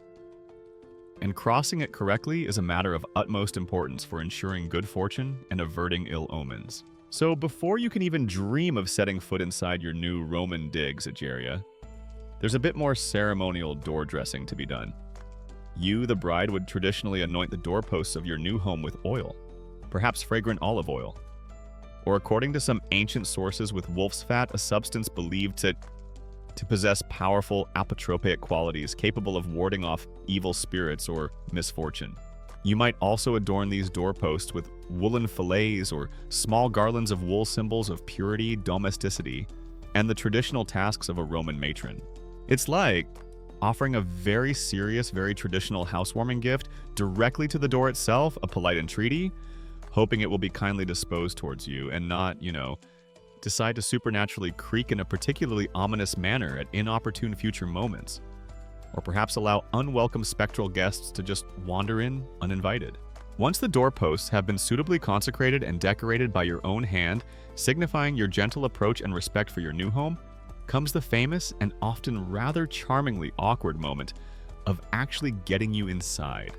A mainstream historical fact is that a key and widely practiced ritual in Roman weddings was the bride being carefully lifted and carried over the threshold of her new husband's home. She was strictly forbidden from touching the threshold with her own feet as she first entered. This was not just a quaint romantic gesture.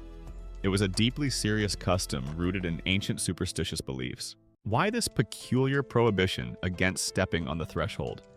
The primary reason, universally cited, was to avert the terrible omen of the bride stumbling as she entered her new home for the first time. A stumble at this critical moment of transition would have been seen as an incredibly inauspicious sign, foreboding bad luck, unhappiness, or even disaster for the marriage. Being carefully lifted and carried by your new husband Lucius, or sometimes by his pronobe groomsmen if he was feeling particularly encumbered by his toga and the weight of matrimonial responsibility, or perhaps just the weight of all that wedding feast wine, elegantly sidestepped this potential pitfall.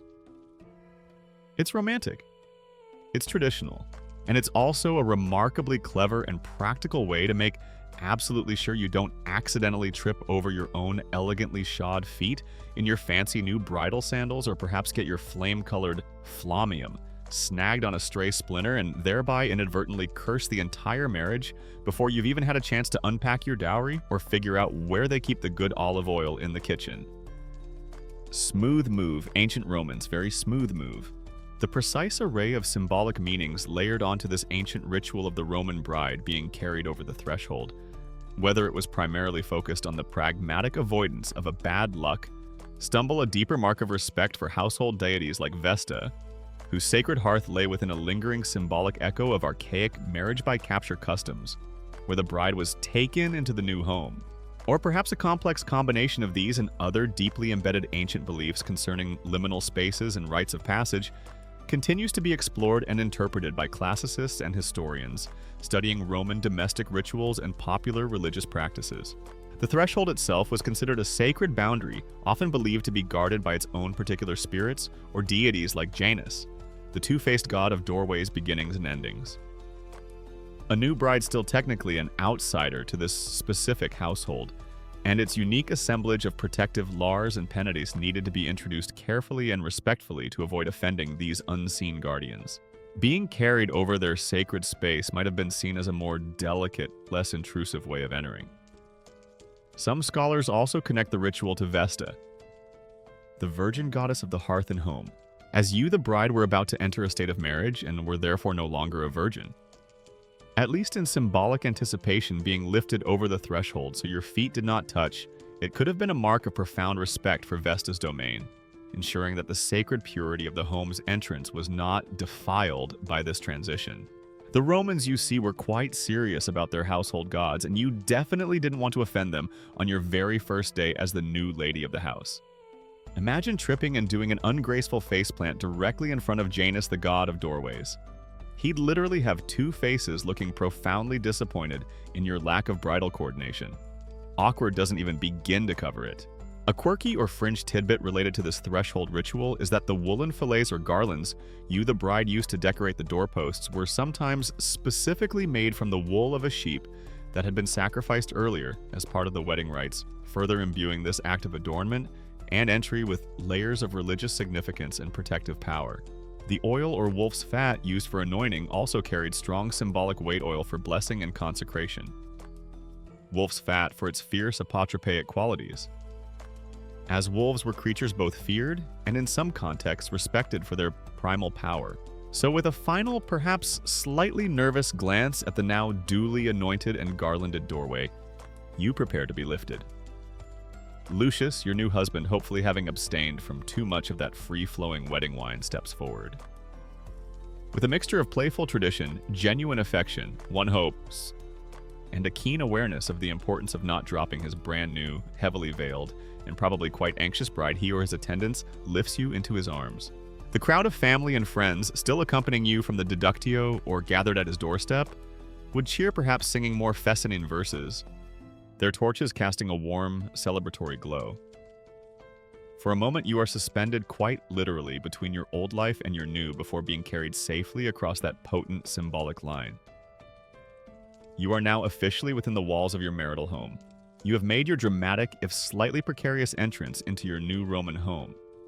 Egeria carried safely over that spiritually charged threshold by your new husband Lucius, or perhaps by his enthusiastic and hopefully sure-footed groomsmen. The last echoes of the fascinating verses and the cheers of the wedding procession are fading outside the now closed door. The anointing of the doorposts with oil or wolf's fat and their adornment with pure woolen fillets has consecrated the entrance and, with luck, barred any lingering ill omens or mischievous spirits from following you in. You are now standing within the atrium or main reception hall of Lucius's house, your house surrounded by your new family and the closest wedding guests. But before you can truly be considered the domina, the mistress of this new domain, another ancient and deeply symbolic ritual must take place: your formal acceptance of fire and water. This isn't about Lucius suddenly testing your domestic skills by asking you to whip up a quick snack or do a spot of laundry. Oh no. This is a solemn, almost sacred act signifying your full incorporation into the life and resources of his household, and your acceptance of the responsibilities that come with it. A mainstream historical fact is that a significant and ancient Roman wedding ritual occurring upon the bride's arrival at her new home was her formal acceptance and symbolic touching of fire and water, aquae et ignis communio. This act symbolized her sharing in the essential elements of the household, her right to partake in its sacred hearth, and her formal establishment as the domina or mistress of this new home charged with its well-being and continuity. Imagine the scene: Egeria, The boisterous energy of the street procession gives way to a more hushed, expectant atmosphere within the house. Lucius, your husband, steps forward. He, or perhaps his mother, if she is formally handing over the reins of the household to you, presents you with the two fundamental elements. He might offer you a small lit torch or a glowing taper, its flame taken ideally from the family's own sacred hearth. Fire the eternal flame tended in honor of Vesta, goddess of the home and family. And alongside it, he would present a vessel containing fresh, pure water, perhaps drawn from the household well or cistern. So Lucius hands you a tiny, elegantly flaming torch and a rather fetching pottery jug of what appears to be water. Your first thought might be, is this some sort of incredibly advanced Roman IQ test? Am I supposed to put out the fire with the water, or use the fire to boil the water for some impromptu tea, or perhaps engage in a bit of synchronized, flame and water-based interpretive dance? Don't worry, Egeria, it's far more symbolic and thankfully less acrobatic than all that. Your role is to ritually touch both. You might extend your hand to feel the warmth of the flame, a symbolic connection to the life-giving, purifying, and sacred fire of the hearth, the very heart of your new home. This fire represents not just warmth and the means to cook, but the continuity of the family, its ancestral spirits, the Lares, and its connection to Vesta. By touching it, you are in essence being formally accepted into the spiritual life of this household. And you are also implicitly accepting your future role in tending and preserving that sacred flame, both literally and metaphorically. A quirky or fringe tidbit is that the fire offered to you, the bride, was considered most auspicious if it was indeed taken directly from your new husband's own family hearth, signifying the unbroken continuity of his family's sacred domestic fire and your formal incorporation into its protective ancestral embrace. If Lucius was establishing a brand new household, perhaps the fire was new fire kindled specially for the occasion, with traditional friction methods adding an extra layer of symbolism for a completely fresh start. Then you would touch the water, perhaps dipping your fingers into it or having a little sprinkled upon you. Water, the other essential element for life, represented purity, cleansing fertility, and the shared resources of the household. Your acceptance of the water signified your right to partake in these resources, your role in maintaining the household's purity, and your hope for future fruitfulness within the marriage.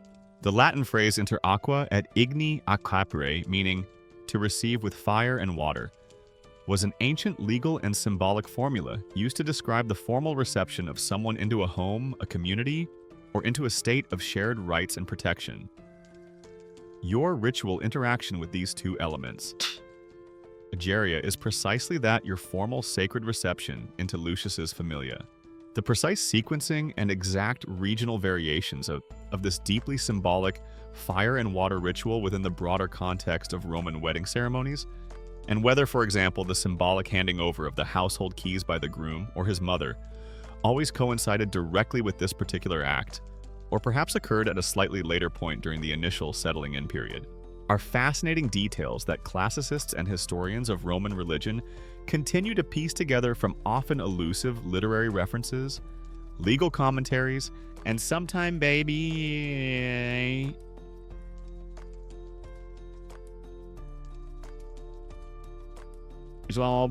do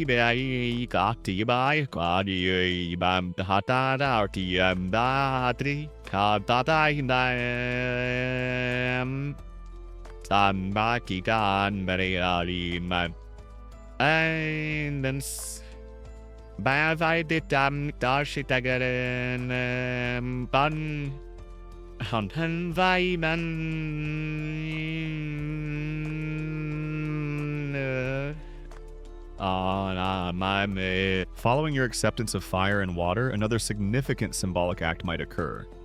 Though its timing could vary, the formal presentation of the household keys to you by your new husband, or perhaps by his mother. If she is gracefully, or perhaps slightly grudgingly, depending on her personality, ceding her role as the primary domina. These wouldn't just be the keys to the front door. They would be the keys to the storeroom celli, the pantry, the linen chests, the strong boxes where valuables were kept. Receiving these keys was a powerful symbol of your new authority and your extensive responsibilities in managing the day-to-day domestic economy. The household stores the servants, if any, and the overall smooth running of this new domain, which is now yours to oversee. If you get handed a hefty bunch of clanking bronze keys, Ageria, it's a truly big moment. These aren't just for locking up the leftover honey cakes, to keep them safe from opportunistic mice or possibly your new husband. These are the keys to the wine cellar. The olive oil amphorae, the carefully stored bolts of precious linen. The chest where Great Aunt Claudia keeps her emergency stash of imported figs and her slightly scandalous collection of Ovidian poetry. Wield this considerable power wisely, new Domina, and maybe discreetly ascertain the location of Aunt Claudia's emergency figs for your own future reference. This cluster of rituals, the anointing of the doorposts being carried over the threshold, and the acceptance of firewater and perhaps the keys, all serve to transform you. Ageria from an outsider, a bride from another lineage, into an integral, accepted, and authoritative member of your new husband's household. You touch the fire, you touch the water. Boom! You're now officially the domina, the lady of this particular Roman house. Your responsibilities are considerable, manage the entire household with skill and diligence. Do not lose the keys. Especially not the one to the wine cellar. Ensure the lares and penates receive their daily offering of tiny, perfectly formed crumb cakes and a few drops of good wine, and generally maintain an atmosphere of domestic harmony and Roman virtue. It's a significant promotion from your previous role as obedient daughter, primarily concerned with mastering the art of looking demure while secretly reading scandalous poetry. Your new life, with all its duties and its newfound, if still circumscribed authority, has truly begun. You have now Ageria, as the Roman bride, ritually touch the sacred fire and purifying water of your new household, a profound symbolic act cementing your place as the domina, the mistress of this new domain. Perhaps the weighty bronze keys to the storerooms and chests have even been formally presented to you, a tangible sign of your new responsibilities and authority within Lucius's home. The more public ceremonies of the wedding day, the feasting and the formal processions are largely concluded. Most of the guests, filled with good food, good wine, and a general sense of having participated in a properly auspicious union, will begin to take their leave, their congratulatory calls and laughter fading into the Roman night. Now the focus shifts to a more private, yet still highly ritualized aspect of the wedding. Your formal escort to the bridal chamber, the thalamus or cubiculum nuptial, and the traditional songs that will accompany this intimate transition. After a very long day of elaborate preparations, solemn vows, public parades, enthusiastic if slightly off-key feasting, and a considerable amount of not tripping over your own impressively long tunic, you are probably feeling a mixture of exhaustion, nervous excitement, and perhaps a dawning sense of, oh my goodness, I am actually married now. You are finally escorted, not alone, but with due ceremony, towards the bridal chamber.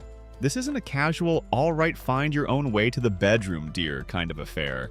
The Pronuba, that esteemed matron of honor who has guided you through so many of the day's rituals, would likely play a key role here, along with perhaps your mother if she accompanied the deductia to the groom's home, and other close female attendants or relatives. They lead you with gentle solemnity. Similarly, your husband Lucius would be escorted by his pronubi, his closest male friends and attendants, who have supported him throughout the day. The bridal chamber itself would have been specially prepared for this occasion. Imagine it adorned with fresh flowers, fragrant garlands, and perhaps special textiles from your dowry or his family's collection. The centerpiece of the room, laden with immense symbolic importance, is the lectus genialis, the marriage bed. A quirky or fringe tidbit is that this lectus genialis was considered almost a sacred object dedicated to the genius, the personal guardian spirit of your husband, the paterfamilias. On the wedding day itself, it was often traditionally placed in the atrium, the main public hall of the house, as a visible symbol of the new union, before being moved with due ceremony to the more private thalamus for the night. It would be draped with fine linens and perhaps a richly embroidered coverlet, an inviting, if somewhat intimidating, focal point. The lectus genialis, you reflect, has probably seen a lot of Roman history, a lot of hopes, a lot of whispered promises, and it's now about to witness the official, very private launch of your new Roman family unit. No pressure at all. Just try to fulfill centuries of sacred tradition, ensure the continuation of the Roman state through legitimate heirs, and perhaps try not to get too many flower petals tangled in your elaborate seni crines hairstyle, if you please. As you, the bride, are led to the door of this chamber, and as you and Lucius prepare to enter, a very specific and ancient tradition unfolds outside. A mainstream historical fact is that after the Roman wedding feast and the bride's formal installation in her new home, it was customary for friends, attendants, and family members to gather outside the closed door of the bridal chamber and sing traditional wedding songs known as epithalamia, singular epithalamium. These songs were composed specifically for this moment, celebrating the union, praising the beauty and virtue of the bride, the manliness and good fortune of the groom, and very importantly, invoking blessings for fertility, happiness, and a long and prosperous life together. The precise nature and typical performance context of Roman epithalamia, whether they were largely improvised on the spot by witty guests drawing from a repertoire of traditional themes and phrases, or if they often followed more set, perhaps even professionally composed literary forms, and the full extent of their often highly suggestive or playfully bawdy content versus more formal hymns to Hymen, the god of marriage, are fascinating topics that scholars continue to explore through surviving poetic examples such as the beautiful and sometimes quite explicit wedding poems by the Roman poet Catullus, or later examples by Statius in various literary descriptions of nuptial customs. Imagine the scene Egeria, you and Lucius are now, within the bridal chamber, the heavy wooden door perhaps closed against the outside world. But the sounds of your friends and family linger. You hear their voices raised in song, a mixture of sweet melodies, boisterous good wishes, and that characteristic Roman love for earthy, fescennine humor, now perhaps slightly more focused and thematically appropriate for the occasion. The songs might praise your beauty, comparing you to Venus, your modesty to Diana before she got too into hunting.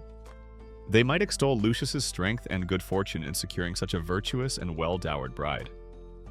And they would almost certainly include fervent, if sometimes humorously phrased prayers for many children, for sons to carry on the family name, and for daughters to make advantageous alliances in the future. Your friends are all outside the bridal chamber, essentially serenading your closed door with traditional Roman wedding songs. Some of these are undoubtedly sweet, lyrical, and full of genuinely hopeful sentiment. Others, however, especially after several hours of wedding feast wine, sound suspiciously like your new husband's slightly disreputable best friend. Marcus has picked up a lute again and is enthusiastically improvising several new, surprisingly detailed and agriculturally themed verses about the anticipated nocturnal productivity of well-tended olive groves and fertile fields. It's all apparently for your good luck to ward off any lingering evil spirits who might be jealous of your happiness, and to encourage the gods of fertility to smile very, very broadly upon your new union. The Pronuba, before finally departing and leaving you and Lucius to yourselves, might perform one last symbolic act. She might gently lay your hand in Lucius's once more, or offer a final quiet prayer or blessing for your happiness. Then she and any other attendants would withdraw.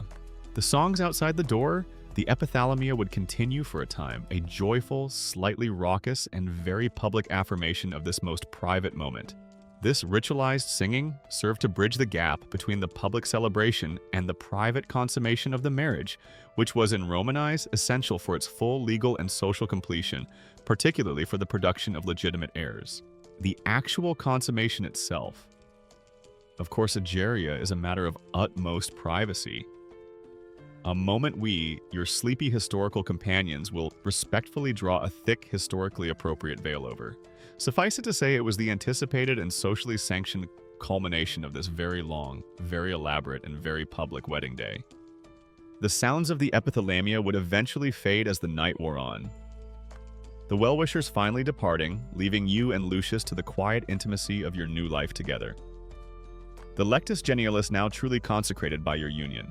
The last of the boisterous, well-wishing epithalamia singers have finally departed from outside your bridal chamber door.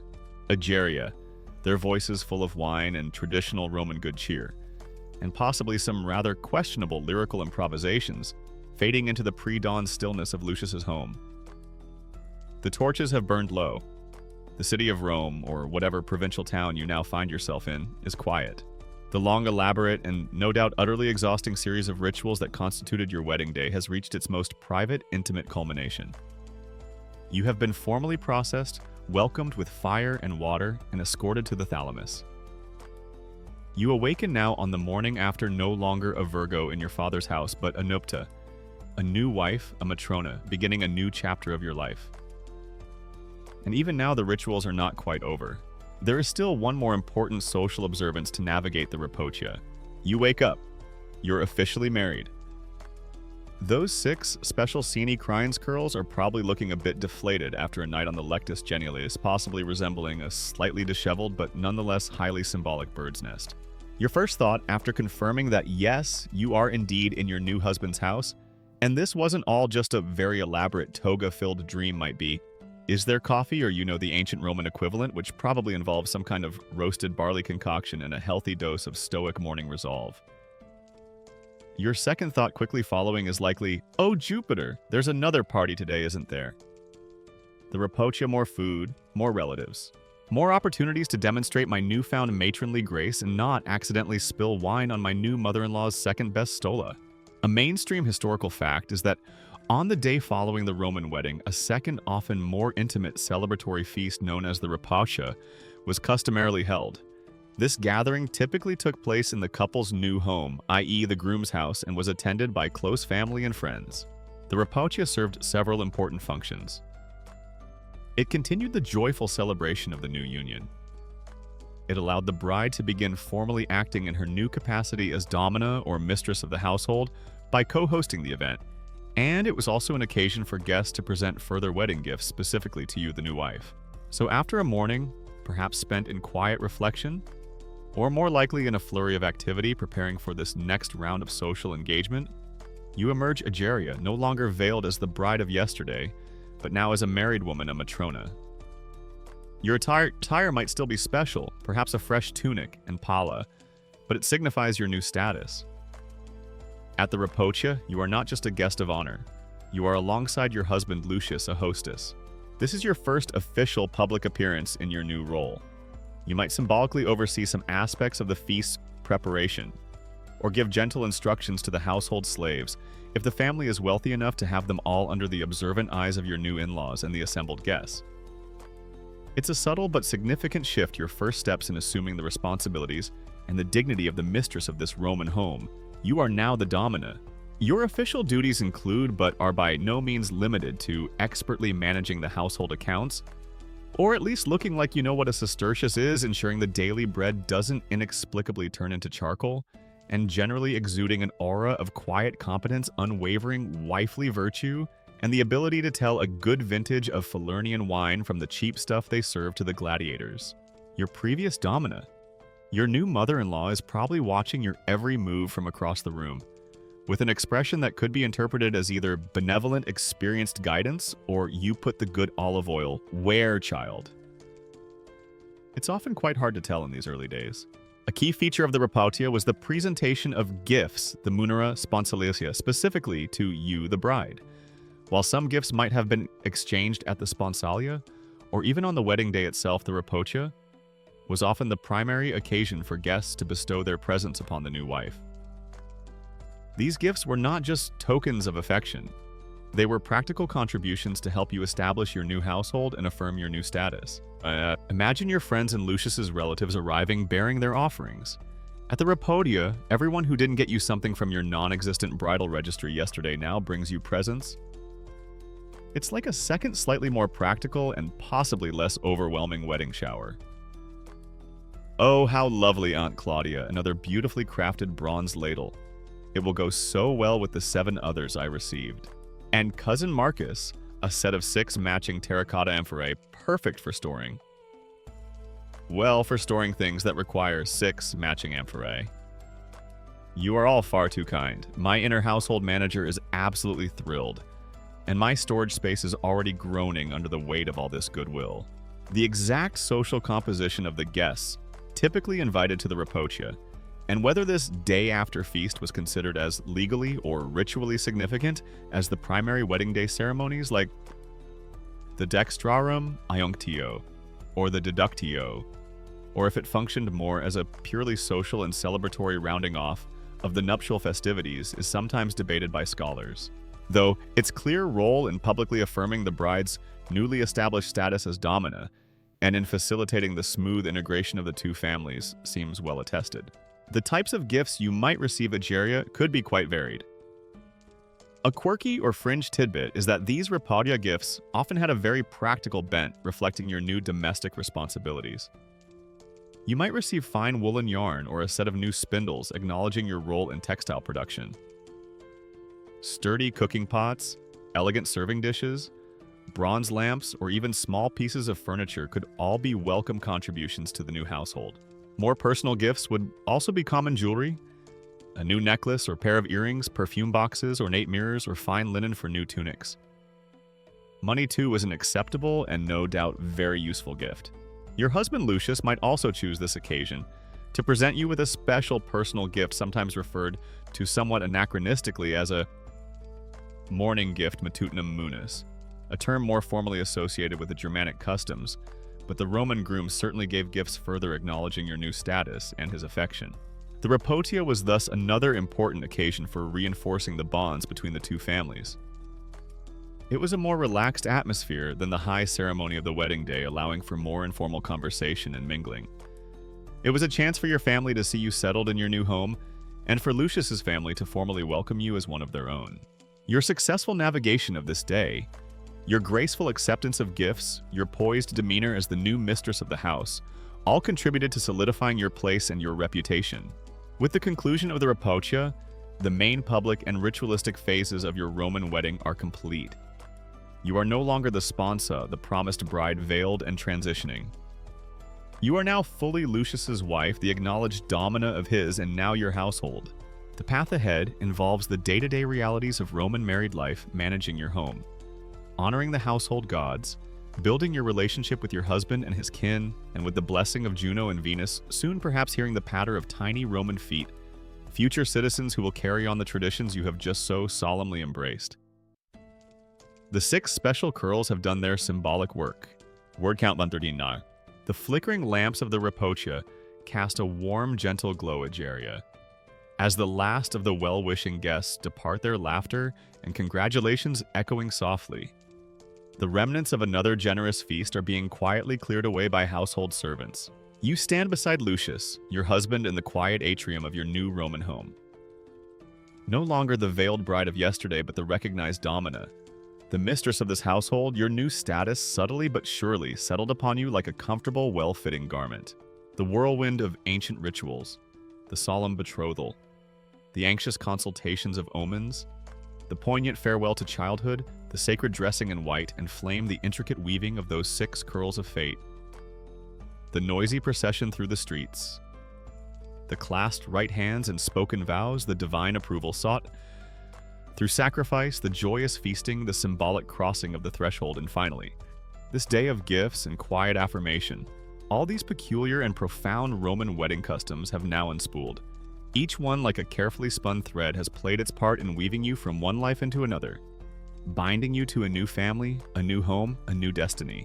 As the quiet of your first true night, as mistress of this house, settles around you, perhaps you feel a sense of profound exhaustion, but also a deep, resonant peace.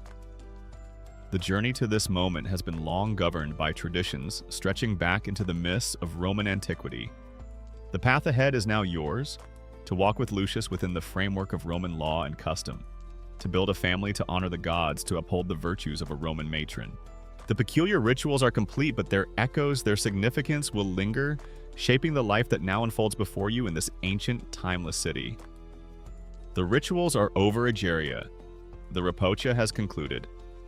You are the acknowledged domina of your new household.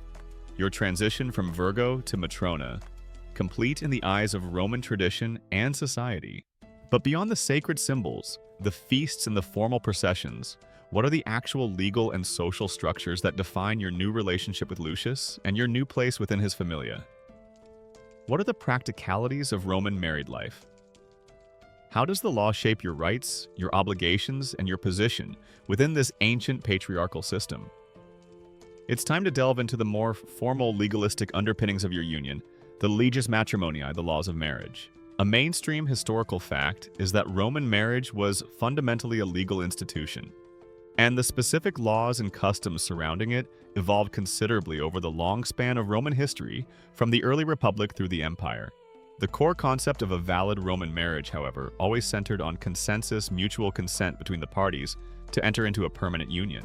We saw this most vividly in the dextrorum iunctio, the joining of right hands, amaings, and the exchange of vows during the wedding ceremony. However, beyond this ceremonial act, the actual legal form of the marriage and the implications for your status as a wife, Egeria, could vary significantly. The earliest and most legally binding form of Roman marriage was manus, meaning hand or power. In this type of marriage, upon entering the union, you, the wife, passed entirely under the manus, the legal power and authority of your husband. You were in effect legally adopted into his familia, severed entirely from your natal family's patria potestas, the lifelong authority of your father.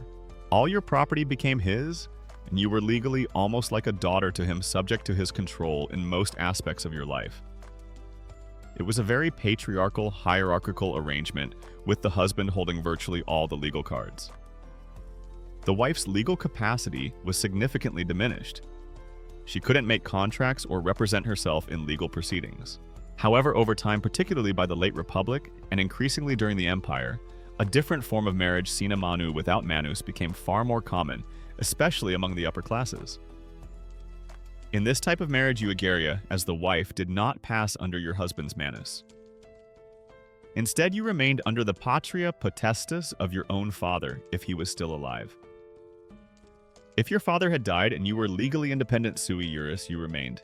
So, even after marriage. This was a profoundly significant shift.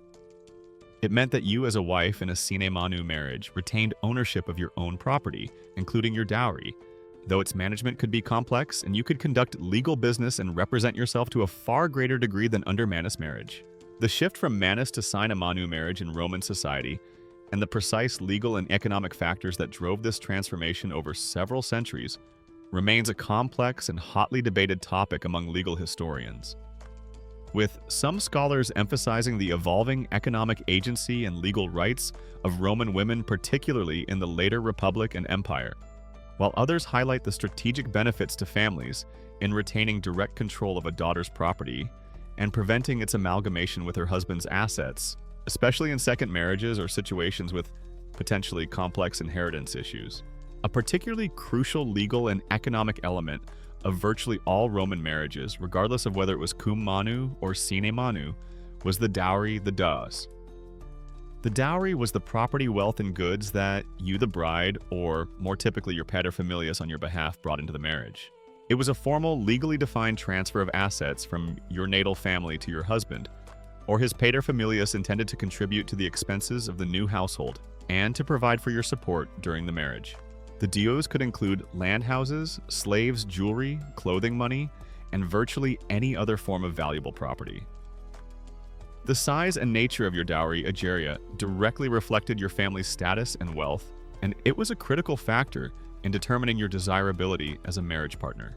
Roman law had extensive regulations by and concerning the dowry, specifying how it was to be managed during the marriage, typically by the husband, though with certain restrictions, and crucially, how it was to be returned to you or your family in the event of divorce or your husband's death. The security of the dowry was a major concern for Roman brides and their families. This wasn't just a nice-to-have. It was a legally enforceable right, a fundamental part of the Roman marriage contract. A quirky or fringe tidbit is that Roman law even recognized a kind of delayed dowry, dos profectitia, where your father could promise to provide the dowry in installments over a period of time rather than transferring it all up front. This allowed families with less liquid wealth to still make advantageous marriage arrangements for their daughters. Roman marriage, you see, was never just about romance, though. That was certainly a welcome bonus. It was about economics, family alliances, and the careful transmission of property through generations. The legal and social consequences of divorce also varied, depending on the form of the marriage.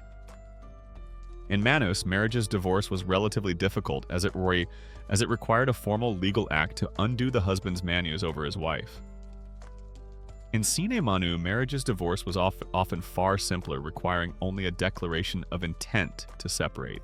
Your status, Egeria, as a Roman wife, was therefore not a monolithic thing. It depended greatly on the legal form of your marriage.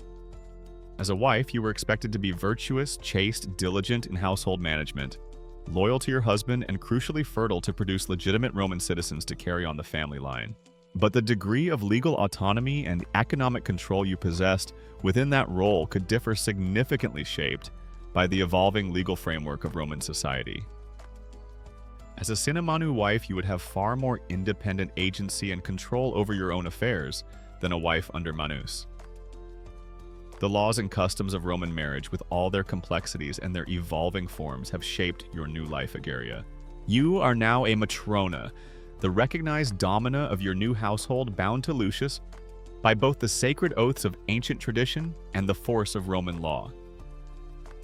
The echoes of the wedding day rituals, the dextrarum aunctio, the scena nuptialis, the carefully calculated omens, fade into the rhythms of daily life.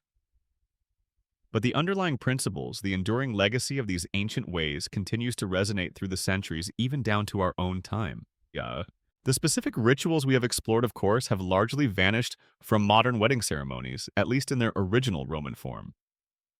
We no longer sacrifice pigs to ascertain divine favor.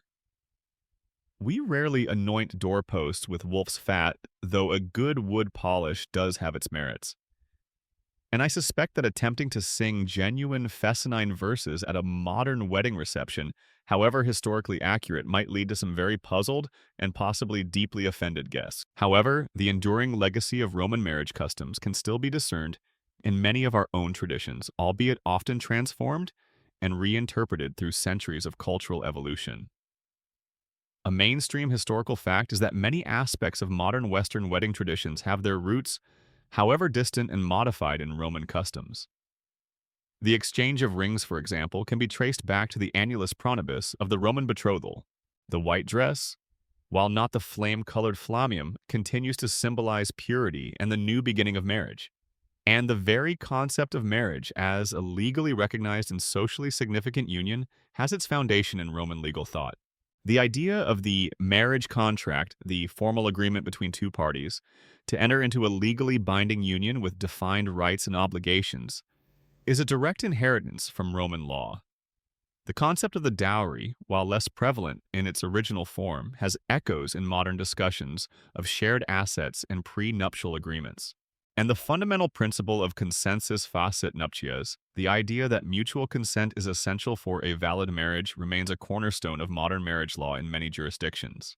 A quirky or fringe tidbit is how even the word matrimony itself, the very term we use for marriage, comes directly from the Latin matrimonium, which, as we discussed, emphasized the primary function of marriage in ancient Rome, the creation of mater mothers for the purpose of procreating legitimate offspring and continuing the family line. The word itself, therefore, is a linguistic echo of those ancient Roman priorities. The complex processes by which specific Roman wedding rituals and legal concepts were selectively retained, discarded, reinterpreted, or transformed as they were transmitted through various historical and cultural contexts, from late antiquity and early Christianity to the medieval and modern periods, is a field of ongoing and fascinating study for social historians, as